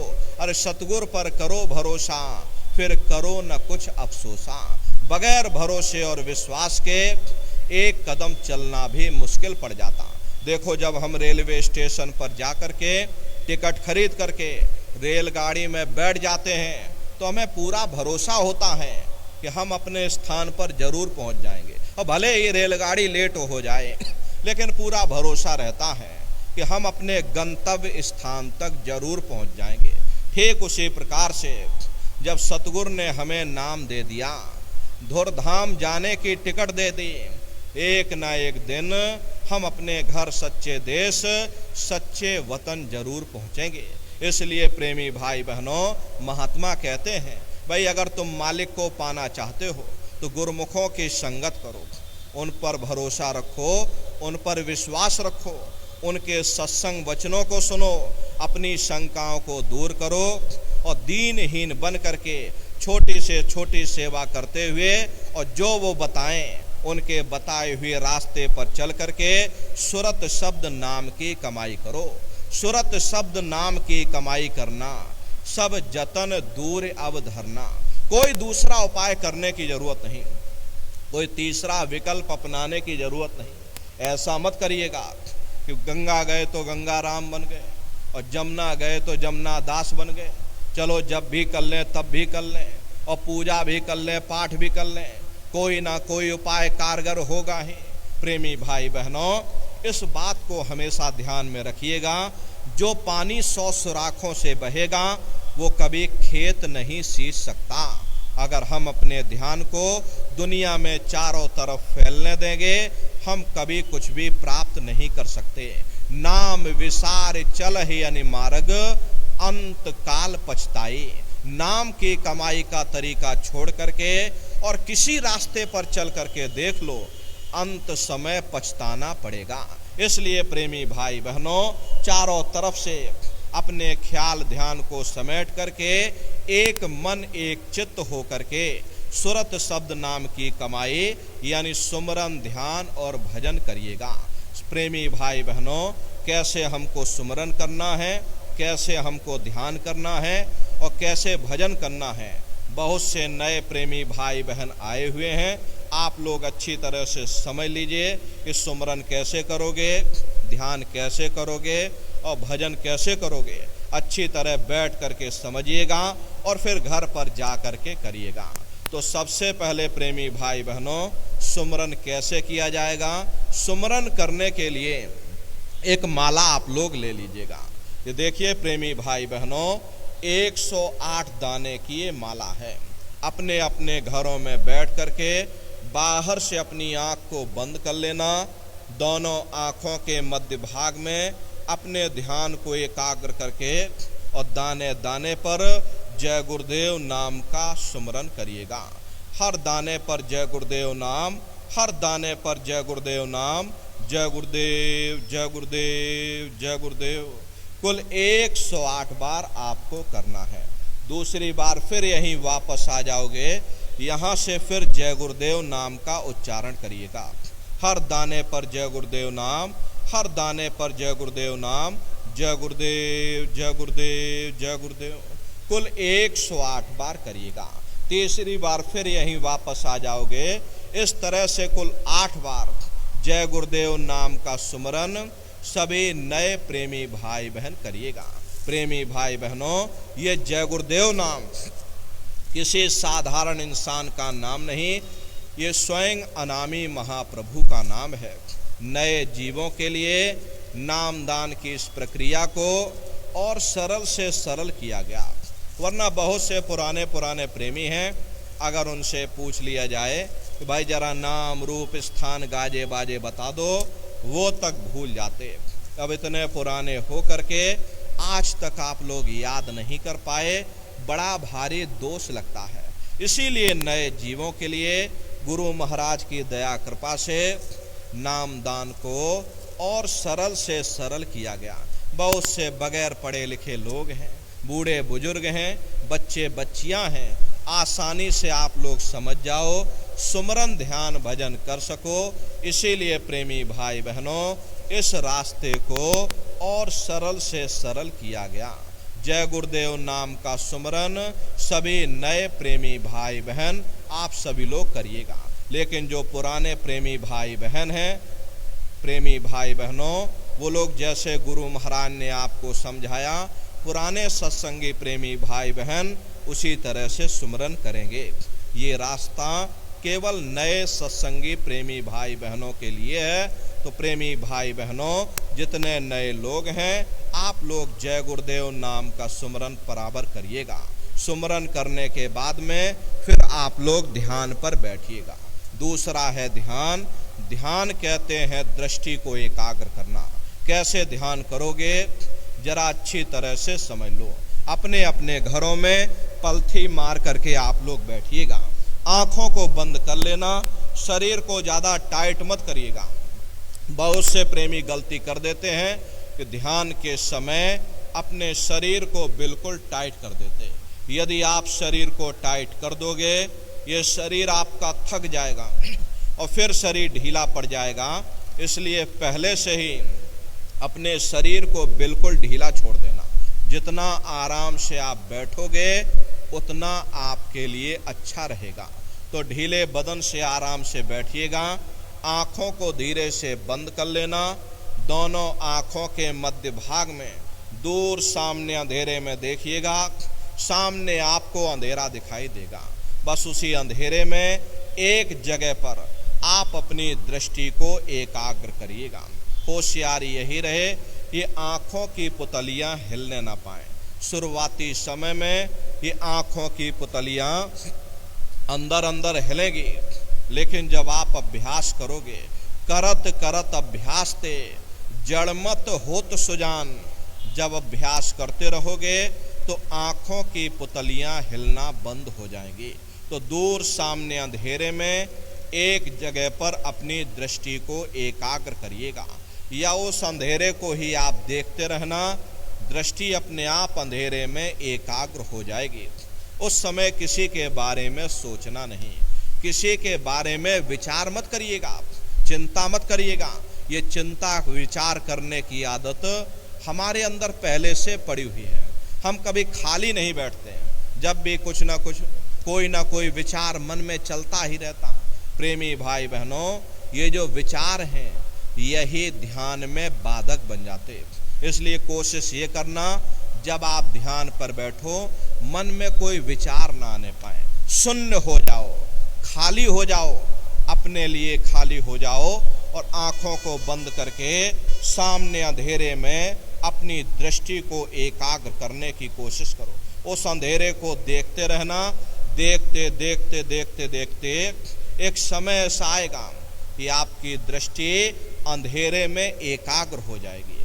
और जैसे ही आपकी दृष्टि अंधेरे में एकाग्र होगी तो सुई की नोक के बराबर, काले में भी काला बिंदु बड़ा चमकीला बिंदु होगा। तारे की तरह चम चम चम चम चमकेगा, वो सामने आपको दिखाई पड़ जाएगा। और जब वो चमकदार बिंदु सामने दिखाई पड़ जाए तब आप अपनी दृष्टि को उस बिंदु पर एकाग्र कर देना। जब आप अपनी दृष्टि बिंदु पर एकाग्र कर दोगे तो बिंदु के चारों तरफ से बड़ा भारी प्रकाश निकलेगा। चक्र की तरह से बहुरंगी प्रकाश होगा। वो प्रकाश धीरे धीरे बड़ा होता चला जाएगा। साधक इतना मोहित हो जाता है कि बिंदु को तो छोड़ देता और दाएं बाएं प्रकाश को देखने में लग जाता। प्रेमी भाई बहनों, आपको दाएं बाएं नहीं देखना। अगर दाएं बाएं प्रकाश को देखने में लग जाओगे तो प्रकाश भी गायब हो जाएगा, वो बिंदु भी गायब हो जाएगा। फिर अंतर में अंधेरा छा जाएगा। फिर आपको उतनी मेहनत करनी पड़ेगी। इसलिए दाएं बाएं बिल्कुल मत देखिएगा। आपका निशाना उस बिंदु पर टिका रहे जिसमें से वो प्रकाश निकल रहा। वही बिंदु दरवाजा है, वही बिंदु खिड़की है। उसी को हरि का द्वार यानी कि हरिद्वार कहा गया। बहुत विशाल वो दरवाजा। ये संसार तो कुछ नहीं है। ऐसे लाखों संसार इकट्ठे करके एक साथ दरवाजे के अंदर डाल दिए जाएं, पता तक नहीं चलेगा। इतना विशाल वो हरि का द्वार तुम्हारे अंदर बना। प्रेमी भाई बहनों, आप दरवाजे के अंदर दाखिल हो जाओगे, बहुत बड़ा मैदान सामने दिखाई पड़ेगा, उसी मैदान में जाकर के खड़े हो जाओगे। प्रेमी भाई बहनों, अंतर में सतगुरु का नूरी स्वरूप का दर्शन होगा। तो प्रेमी भाई बहनों, ये ध्यान करने का तरीका है। एक बार फिर से आप लोग समझ लो कैसे आपको ध्यान करना है।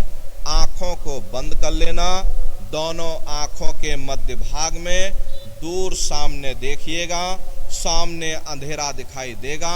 बस उसी अंधेरे में एक जगह पर आप अपनी दृष्टि को एकाग्र करिएगा। होशियारी यही रहे, आंखों की पुतलियां हिलने ना पाएं। किसी के बारे में आप सोचना नहीं, किसी के बारे में विचार मत करिएगा। प्रेमी भाई बहनों, शून्य हो करके बस सामने अंधेरे को देखते रहो। एक टक हो करके आप उस अंधेरे को देखते रहो। बस इतना ही काम करना है, खाली आपको बैठना ही है। अरे दुनिया का धन कमाने के लिए आपको मेहनत करनी पड़ती है, लेकिन परमात्मा को प्राप्त करने के लिए आपको कोई मेहनत नहीं करनी है, बस आपको बैठना ही तो है। 1 घंटा अपने लिए समय देना है। अब आप अपने लिए भी 1 घंटा समय नहीं दे पाओगे, ध्यान भजन के समय भी कुछ ना कुछ सोचते रहोगे, तो ये तो बेईमानी हो गई है। अरे प्रेमी भाई बहनों, 24 घंटे में 23 घंटा अरे आप दुनिया के लिए देते हो, तो 1 घंटा अपने लिए दे दो। किसी के बारे में मत सोचो, एक टक हो करके बैठ जाओ, सामने अंधेरे को देखते रहो। देखते देखते आपकी दृष्टि अंधेरे में रुक जाएगी, और जैसे ही आपकी दृष्टि उस अंधेरे में एकाग्र होगी, तो सुई की नोक के बराबर काले में भी काला बिंदु, चमकता हुआ बिंदु सामने दिखाई पड़ जाएगा। और जब वो बिंदु सामने दिखाई पड़ जाए, तब आप अपनी दृष्टि को उस बिंदु पर एकाग्र कर देना। जैसे ही आप अपनी दृष्टि बिंदु पर एकाग्र कर दोगे, वो बिंदु फट जाएगा, वो दरवाजा खुल जाएगा, ये शिव नेत्र खुल जाएगा, ये दिव्य दृष्टि खुल जाएगी, और आप दरवाजे के अंदर दाखिल हो जाओगे। प्रेमी भाई बहनों, तो ये है ध्यान करने का तरीका। और तीसरा है भजन। भजन कहते हो शब्द को सुनना, उस नाम को सुनना, उस आवाज को सुनना, जिसको पकड़ करके तुम्हारी ये जीवात्मा ऊपर से नीचे आई है, उसी को पकड़ करके आपको वापस अपने घर चढ़ना है। अब सीढ़ी से आप ऊपर से नीचे उतर गए, तो नीचे सीढ़ी से ही ऊपर चढ़ोगे, और कोई दूसरा विकल्प नहीं है। प्रेमी भाई बहनों, तो शब्द को पकड़ करके ये जीवात्मा ऊपर से नीचे आई है, उसी शब्द को पकड़ करके, उसी आवाज को पकड़ करके ये जीवात्मा नीचे से ऊपर की ओर चढ़ेगी। उसी आवाज को सुनने का नाम भजन है। कैसे भजन करोगे, जरा अच्छी तरह से समझ लो। ये दोनों उंगली कानों में डाल करके ये कानों को बंद कर लेना। यही कहा गया, आंख कान मुख बंद कराओ, अनहद झिंगा शब्द सुनाओ। यानी पहले अपनी आंख को बंद करो, अपने मुख को बंद करो, दोनों उंगली कानों में डाल करके ये कानों को बंद कर लो, और ऊंचे से ऊंचा ध्यान दे करके उस आवाज को सुनने की कोशिश करो।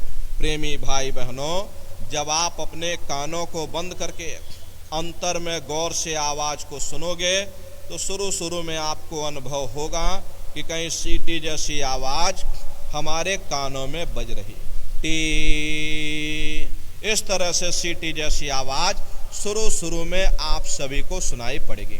करना कुछ नहीं है, लेटे हो चाहे बैठे हो, बस आप उस आवाज को सुनते रहो, और सुनते सुनते उसी में लीन हो जाओ।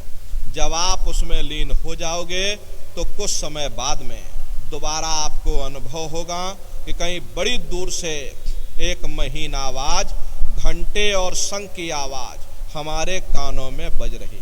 जैसे मंदिरों में घंटियां बजती हैं, टन टन टन, उसी तरह से प्रेमी भाई बहनों, घंटे और शंख की आवाज तुम्हारे अंदर गूंज रही।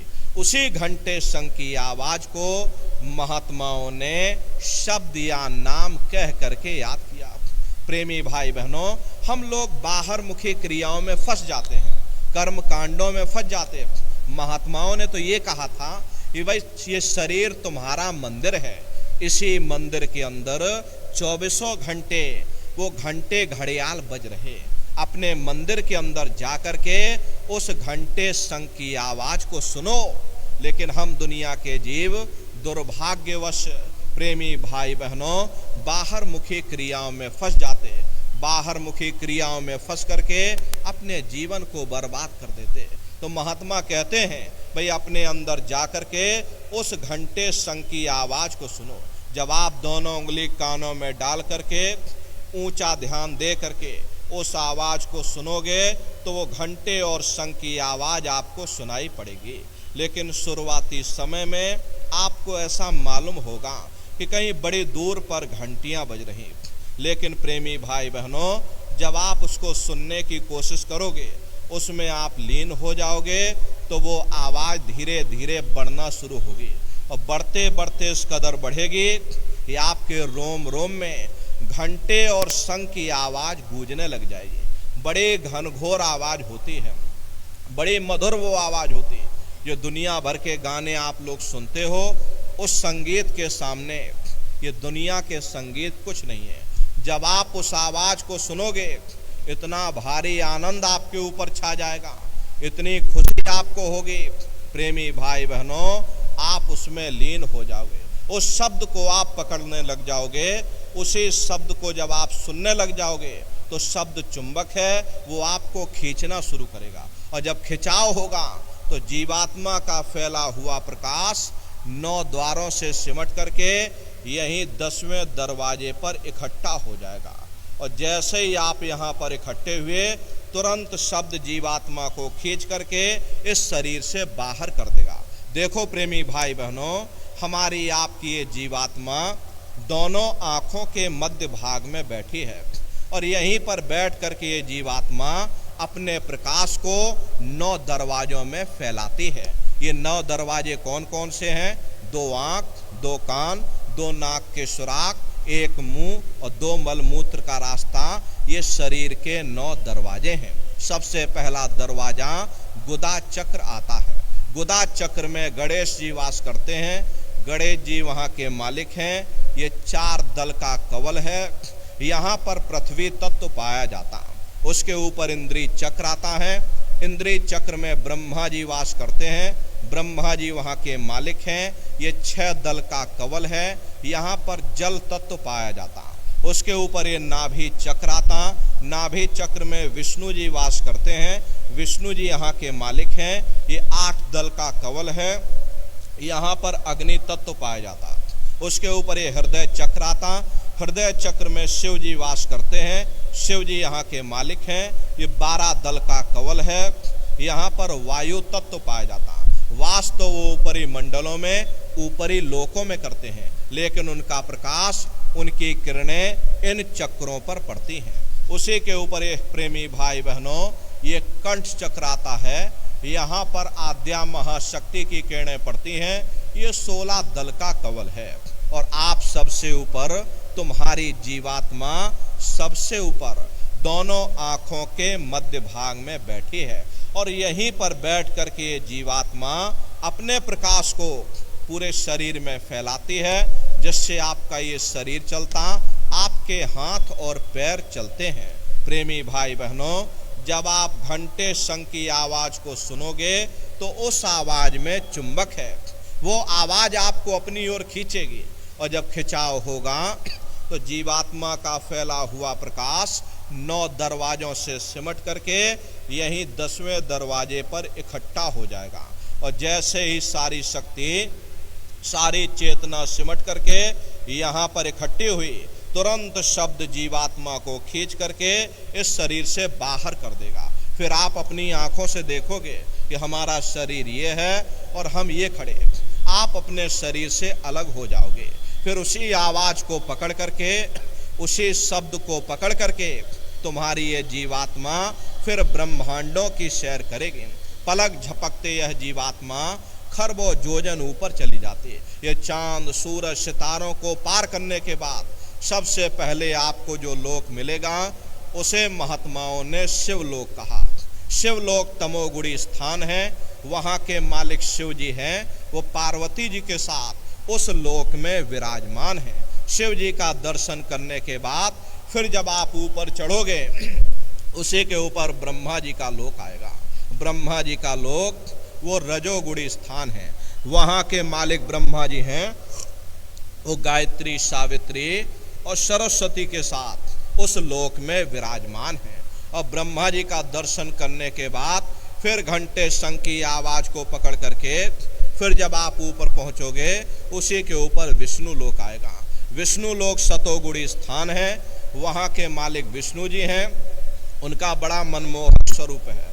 उनकी 4 भुजाएं हैं और चारों भुजाओं में शंख, गदा, पद्म और चक्र सुशोभित है। और आप क्षीर सागर में लक्ष्मी जी के साथ विराजमान। ये तीनों देवता, प्रेमी भाई बहनों, ब्रह्मा, विष्णु और महादेव अपने अपने लोक में बैठ करके राज कर रहे। एक रचयिता है जो हम जीवों को रचता है, एक पालनहार है जो हम जीवों को पालता है, एक संहार करता जो हम जीवों को नष्ट कर देता। एक का काम है शरीर को बनाना, एक का काम है शरीर की सुरक्षा करना, एक का काम है शरीर को नष्ट कर देना। इनकी जो माता हैं वो आद्या महाशक्ति हैं। ब्रह्मा, विष्णु, महादेव लोक के ऊपर वो आद्या महाशक्ति का लोक आता। और उसी लोक को पार करने के बाद सबसे पहला देश पड़ता है जिसे महात्माओं ने सहस दल कवल कहा। वहाँ के जो मालिक हैं वो निरंजन भगवान हैं। ये ब्रह्मा, विष्णु, महादेव ये निरंजन भगवान के ही पुत्र हैं। और ये आद्या महाशक्ति ये निरंजन भगवान की अर्धांगिनी हैं। और निरंजन भगवान स्वयं तीनों लोकों के मालिक हैं। उन्हीं को त्रिलोकीनाथ कहा गया। हिंदू उन्हीं को परमात्मा कहते हैं, मुसलमान उन्हीं को खुदा कहते, ईसाई उन्हीं को गॉड कहते। घंटे और शंख की आवाज जो हर इंसान के अंदर गूंज रही, वो आवाज उन्हीं के मुखार बिंद से हो रही। निरंजन भगवान का जो स्वरूप है वो ज्योति स्वरूप है। 1000 बाती की अखंड ज्योति वहां पर बराबर जल रही। हम लोग यहाँ पर नकल करते हैं, बाहर मंदिरों में देखो ज्योत जलाते हैं। इस ज्योति में तेल की जरूरत पड़ती है, बाती की जरूरत पड़ती है, लेकिन वो अखंड ज्योति वहां पर ऐसी जल रही जिसमें ना तेल की जरूरत है और ना बाती की जरूरत है। पलटू साहब ने कहा है, उल्टा कुआ गगन में तिसमें जरे चिराग, तिसमें जरे चिराग, बिना रोगन बिन बाती, 6 ऋतु 12 मास, जरत रहे दिन राती, सतगुर मिले जो होए, ताह की नजर में आवे, बिन सतगुर नहीं कोई, वाह को दर्शावे। वो अखंड ज्योति ऐसी है जिससे पूरा ब्रह्मांड प्रकाशवान हो रहा। जितनी भी अवतारी शक्तियां आई, भगवान राम आए, राम को वहीं से नीचे उतारा गया। प्रेमी भाई बहनों, निरंजन भगवान का दर्शन करने के बाद फिर तुम्हारी ये जीवात्मा दूसरे मंडल की आवाज को पकड़ करके दूसरे मंडल की चढ़ाई करेगी। श्याम तज श्वेत को गहना, सुरत को तान धुन सुनना, और बंक के द्वार धस बैठो और त्रिकुटी जाय कर लेना। उसी के ऊपर दूसरा लोक आता है जिसे महात्माओं ने त्रिकुटी देश कहा। प्रेमी भाई बहनों, वहाँ के जो मालिक हैं वो ब्रह्म हैं। दूसरे मंडल के जो स्वामी हैं वो ब्रह्म हैं। प्रेमी भाई बहनों, वहाँ के मालिक ब्रह्म हैं। प्रेमी भाई बहनों, दूसरे मंडल पर जाकर के ये जीवात्मा ब्रह्म का दर्शन करती है। और ब्रह्म का दर्शन करने के बाद फिर तुम्हारी ये जीवात्मा तीसरे मंडल की आवाज को पकड़ करके और तीसरे मंडल की चढ़ाई करेगी।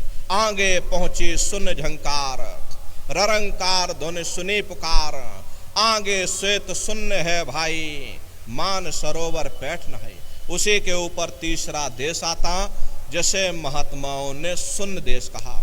उसी को रारंग देश कहा जाता, उसी को अक्षर और नेति कहा जाता। वहाँ के जो मालिक हैं वो रारंग पुरुष हैं। प्रेमी भाई बहनों, यानी कि पर ब्रह्म पुरुष हैं। ब्रह्म का जो स्वरूप है, दूसरे मंडल के स्वामी का जो स्वरूप है, वो सुबह के लाल सूर्य के समान है। बादलों की गर्जन और मृदंग की आवाज वहाँ पर बराबर गूंजती रहती है। इसी तरह से प्रेमी भाई बहनों, तीसरे मंडल पर जब आप पहुंचोगे और पर ब्रह्म का जो स्वरूप है वो पूर्णमासी के चंद्रमा के समान है। प्रेमी भाई बहनों, उनका जो स्वरूप है वो पूर्णमासी के चंद्रमा के समान है। प्रेमी भाई बहनों, वहाँ पर बहुत बड़ा एक बहुत मानसरोवर है जिसमें ये जीवात्माएं स्नान करती हैं, और उस मानसरोवर में स्नान करने के बाद फिर ये जीवात्मा ऊपर पहुंचती, उसी के ऊपर सोहंग देश होता।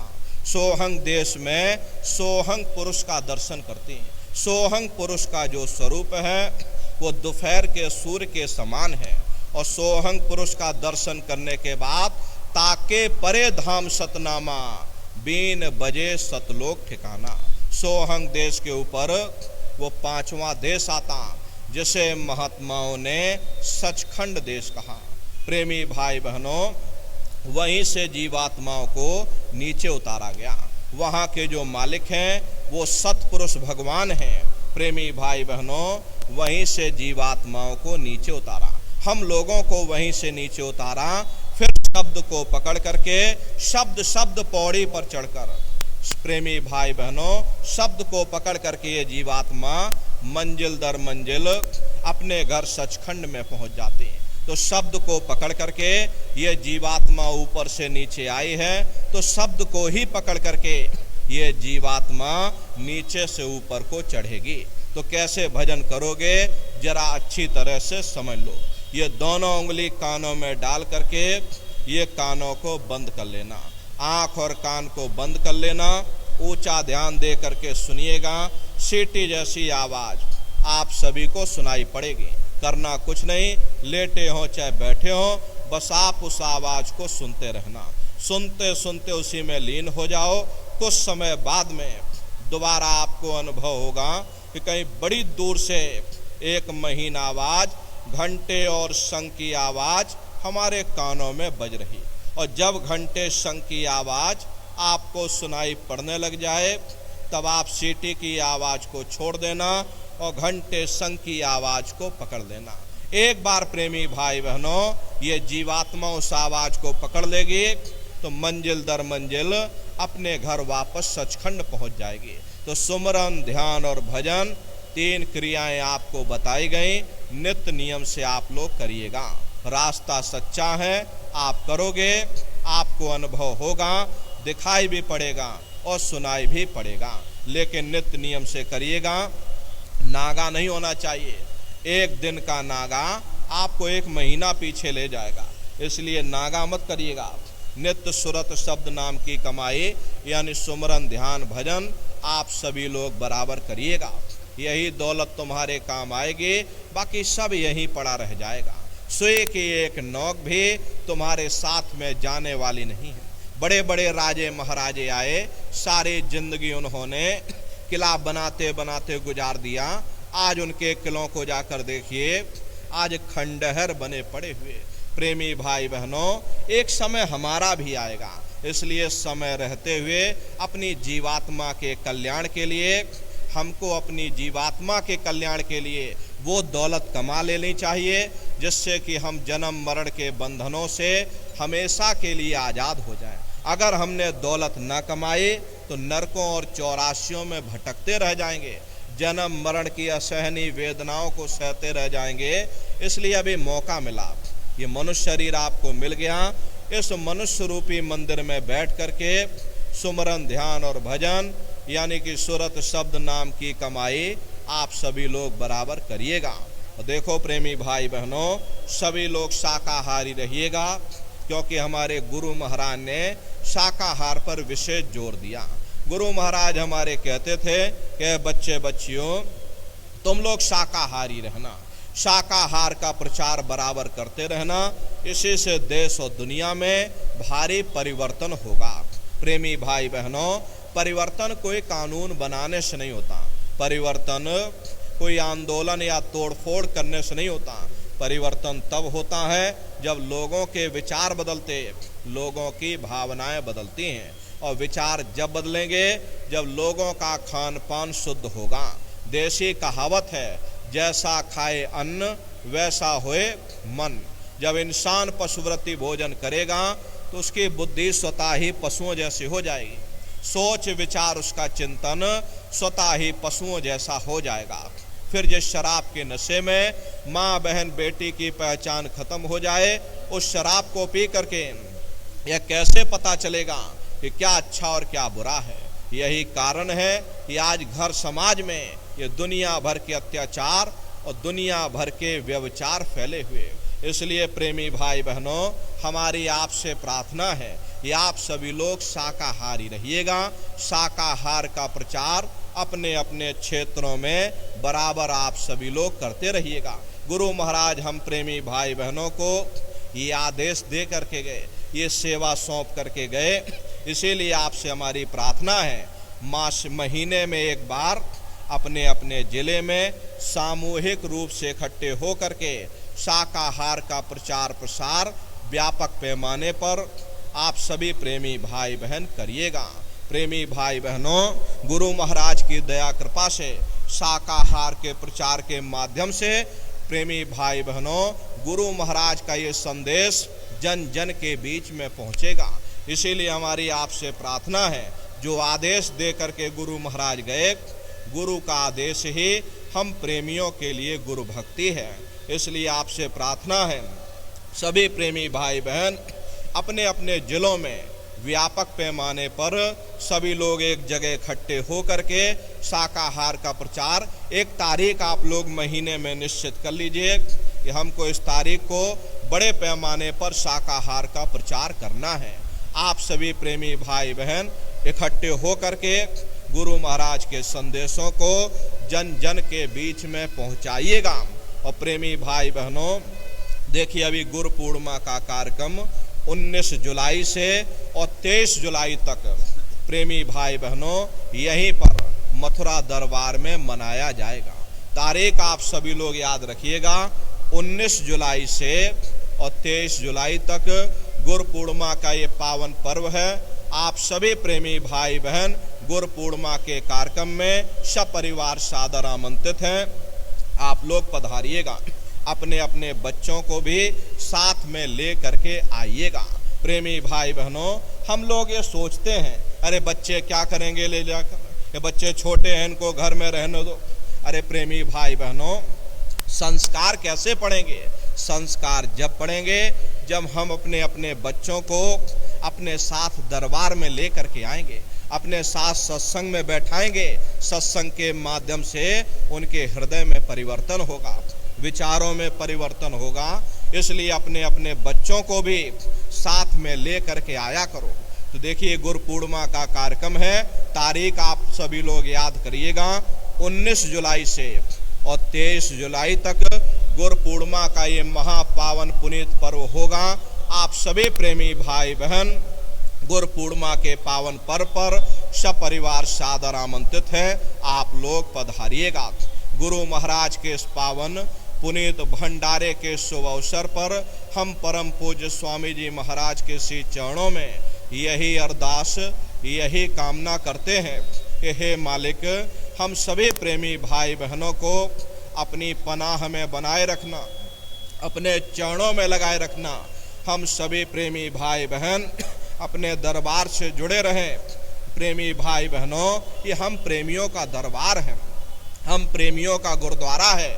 इसीलिए आप प्रेमी भाई बहनों, आपसे भी हमारी प्रार्थना है, बराबर दरबार में आप लोग आते जाते रहिएगा। यहाँ की मिट्टी को अरे अपने माथे से लगाइए, ये पावन मिट्टी है, इससे आपके पाप नष्ट होंगे। देखो गुरु महाराज सत्संग में कहानी सुनाते थे, इस शंकर भगवान और पार्वती जी चले जा रहे, चलते चलते शंकर जी ने जमीन पर लेट करके दंडवत प्रणाम किया। पार्वती जी ने पूछा कि भगवान ये बताइए, यहाँ ना कोई पेड़ है, ना पशु है, ना कोई पंछी है, अरे आप किसको प्रणाम कर रहे हैं? तब शंकर जी ने उत्तर दिया कि पार्वती या भूमि की और क्या कहूँ वर्णन भाग्य, और 10,000 वर्ष पूर्व संत रहे यही जाग। कि पार्वती, ये जमीन के बहुत बड़े भाग्य हैं। आज से 10,000 वर्ष पहले एक संत महात्मा इस जमीन पर आकर सत्संग कर गए थे। ये जमीन बहुत पवित्र है, मैं जमीन को प्रणाम कर रहा हूँ। अरे आज हमारे गुरु महाराज 50 वर्ष यहाँ के कण कण में उनके चरण पड़े हुए। ये पावन भूमि है। इस पावन भूमि पर गुरु महाराज के भंडारे के अवसर पर आप सभी प्रेमी भाई बहन पधारे हुए हो। प्रेमी भाई बहनों, गुरु महाराज के श्री चरणों में समस्त प्रेमी भाई बहनों की तरफ से हम यही अरदास, यही कामना मालिक से करते हैं कि हे मालिक, हम सभी प्रेमी भाई बहनों को हमेशा अपने चरणों में लगाए रखना, अपने पनाह में बनाए रखना, संगत की सेवाओं में जोड़े रखना। हम सभी प्रेमी भाई बहन प्रेम और प्यार के साथ आपके संदेशों को जन जन के बीच में पहुंचाते रहें। हम लोग संगत की सेवाएं करते रहें, यही प्रार्थना, यही अरदास गुरु महाराज के श्री चरणों में करते हुए आप सभी प्रेमी भाई बहनों को भंडारे के शुभ अवसर पर आप सभी प्रेमी भाई बहनों को बहुत बहुत साधुवाद है। देखो प्रेमी भाई बहनों, भंडारे का ये पूजन मंदिर में शुरू हो चुका है। बारी बारी से आप लोग जाइएगा, ज़्यादा भीड़ भाड़ न होने पाए, बारी बारी से आप सभी प्रेमी भाई बहन जा करके मंदिर में पूजन प्रसाद करके और प्रसाद ले करके, प्रेमी भाई बहनों प्रसाद को ले करके घर जाइएगा। हारी बीमारी दुख दर्द तकलीफ में ये आपको फायदा पहुंचाएगा। प्रेमी भाई बहनों, मान लो कोई बीमार हो जाए, प्रेमी भाई बहनों ऐसी विषम परिस्थितियों में जब कोई आपका सहारा न बने, उस समय यही दाने का प्रसाद आप उसके मुख में डाल देना। 10 बार जय गुरुदेव नाम बोलना, गुरु महाराज की दया कृपा से प्रेमी भाई बहनों उसको लाभ प्राप्त होगा। तो ये प्रसाद आप सभी लोग लेकर के जाइएगा। दरबार से संकल्प बना लीजिए कि हम सभी प्रेमी भाई बहन अपने गुरु महाराज के जो संदेश गुरु महाराज दे करके गए, जो आदेश गुरु महाराज दे करके गए, शाकाहार का प्रचार प्रसार व्यापक पैमाने पर अपने अपने जिलों में ये अभियान बराबर चलाते रहेंगे। इसी के साथ अब हम अपनी वाणी को विराम देते हैं। आप सभी प्रेमी भाई बहनों को बहुत बहुत साधुवाद है। अभी आप लोग बैठे रहिएगा, एक प्रार्थना सभी प्रेमी भाई बहन बैठ करके कर लीजिए, उसके बाद ये समापन हो जाएगा। तो सभी प्रेमी भाई बहन बैठ करके मालिक को याद करते हुए एक प्रार्थना आप लोग करिएगा। बोलो जय गुरुदेव, जय गुरुदेव, जय गुरुदेव, जय गुरुदेव। गुरु महिमा है अपार जगत में, गुरु महिमा है अपार, गुरु महिमा है अपार जगत में, गुरु महिमा है अपार, गुरु महिमा है अपार जगत में, गुरु महिमा है अपार, गुरु महिमा है अपार जगत में, गुरु महिमा है अपार। गुरु कृपा से कितने ही तारा गए, गुरु कृपा से कितने ही तर गए, हो गए भावों से पार जगत में, गुरु महिमा है अपार, हो गए भव से पार जगत में गुरु महिमा है अपार। पत्थर में भी प्राण पुगाते, पत्थर में भी प्राण पुगाते, जड़ को चेतन वांथ बनाते, जड़ को चेतन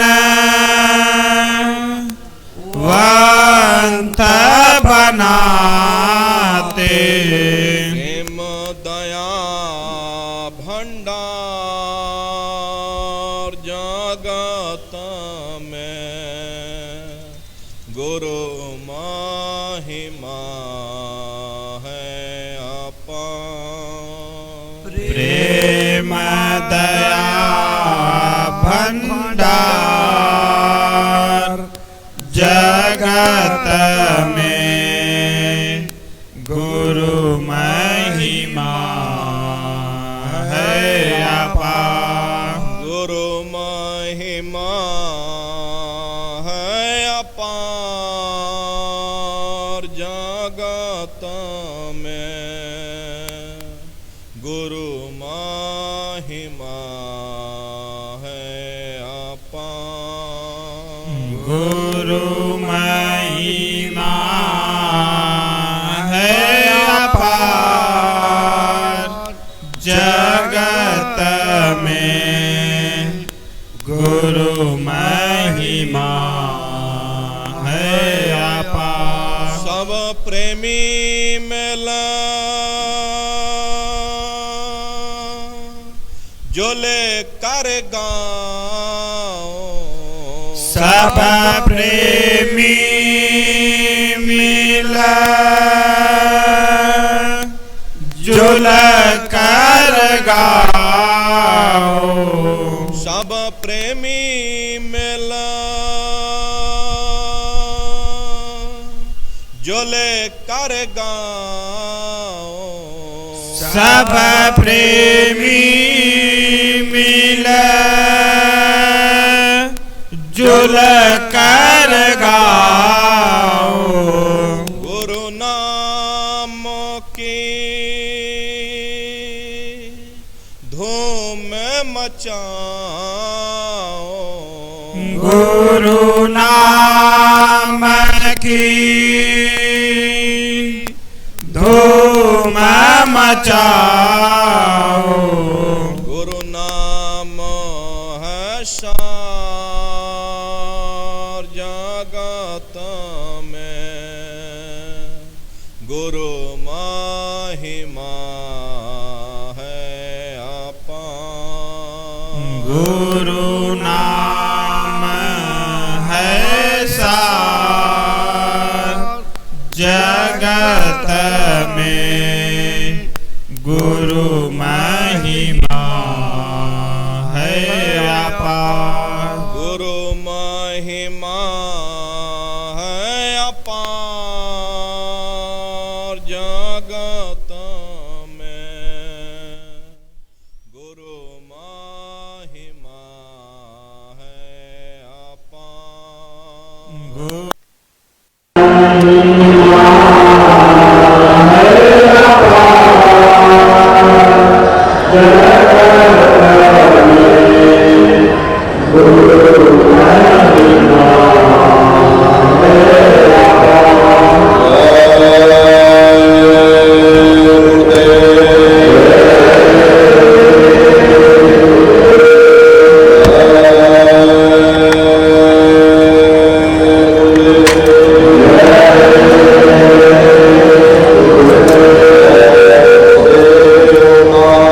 किसका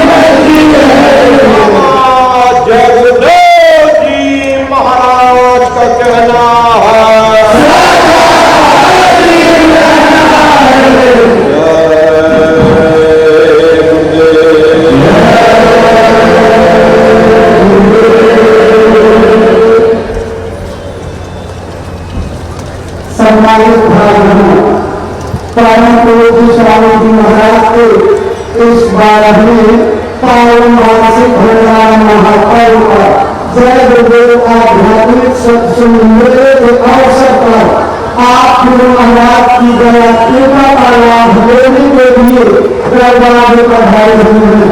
पूज्य महाराज जी आज गुरु महाराज के अमर संदेशों को अपनी अमृत वाणी से सुनाया है। आप अपने भाग्य में गुरु नाम का धर्म संभाले हुए गुरु महाराज के नाम का उच्चारण करेंगे और ये आश्वस्त करेंगे कि पूज्य महाराज जी आपने जो संकल्प लिया है हम आपके संकल्प के साथ हैं और इसके गुरुदेव नाम की धरा पे सारे संसार में घर घर जन जन तक पहुंचाएंगे और गुरु महाराज के मिशन को आगे बढ़ाएंगे। जिस तरह से सारा सदाचार के प्रचार का इशारा पूज्य महाराज जी ने किया है अपने अपने दिनों में एक तारीख निश्चित करके पूज्य महाराज जी के आदेश अनुसार सारे संगी भाई बहन इकट्ठा होकर के शाकाहार का प्रचार करिए, इतना छोड़ का प्रचार करिए कि गुरु महाराज का ये शाकाहारी मिशन लोगों के दिल दिमाग में बैठ जाए और भारत की धरती पर आध्यात्मिक और वैचारिक क्रांति की लहर पैदा हो जाए। पूज्य महाराज जी की अगुवाई में गुरु महाराज की ये संगत रूपी बनिया जिस प्रकार से हरी भरी हो रही है ये प्रेमियों के लिए एक उत्साह है। अच्छे संकल्प का आपकी और पूज्य महाराज जी की मेहनत का परिणाम है। प्रेमियों गुरु महाराज के चरणों में संकल्प लेकर जाइए कि पूज्य महाराज जी आपके आदेश अनुसार हमको जहां भी आदेश होगा हम गुरु महाराज के संदेशों को लेकर के लोगों के बीच में जन तक पहुंचाने के लिए जाएंगे। लोगों को गुरु महाराज के मिशन की जानकारी देंगे और लोगों को गुरु महाराज के दरबार से छोड़ेंगे उन्हें दरबार में ला करके जीते जीवन और जीवन को सफल बनाने के लिए उनको राम राम जुड़ाएंगे।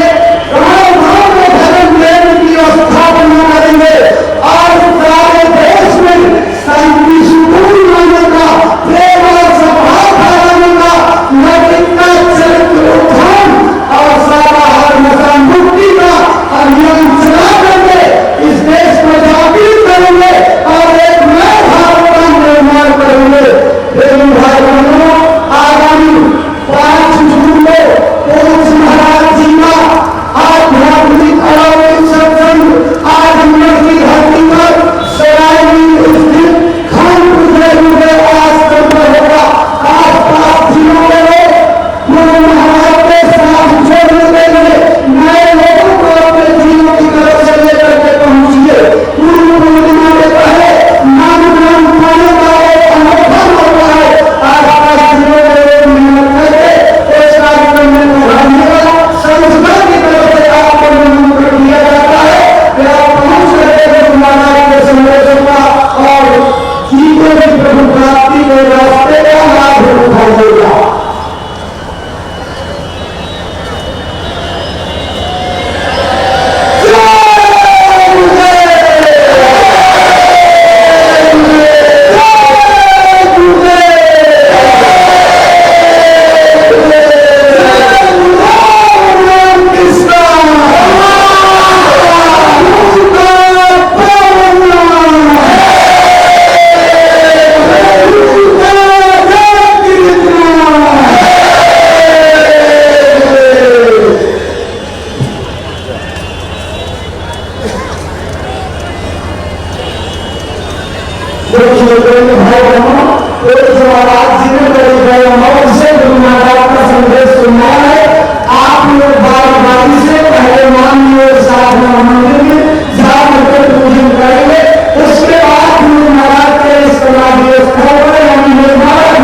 सत्संग भवन में पूजन का प्रसाद ग्रहण करेंगे। इसकी महिमा पूज्य महाराज जी ने बताते हुए भारी बीमारी में तकलीफ परेशानी में उलझन चिंताओं में अनेक प्रकार की बाधाओं में जय गुरुदेव नाम बोल करके इस्तेमाल करने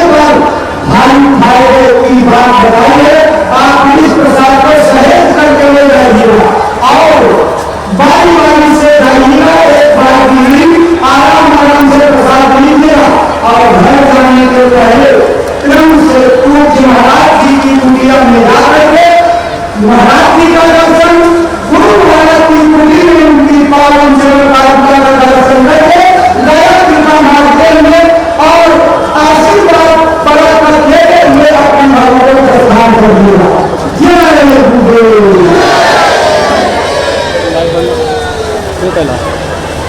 आप लोग धीरे धीरे आराम से निकलिए, आराम से देखो दरवाजे खुले हुए हैं, पीछे की तरफ भी खुले हुए हैं।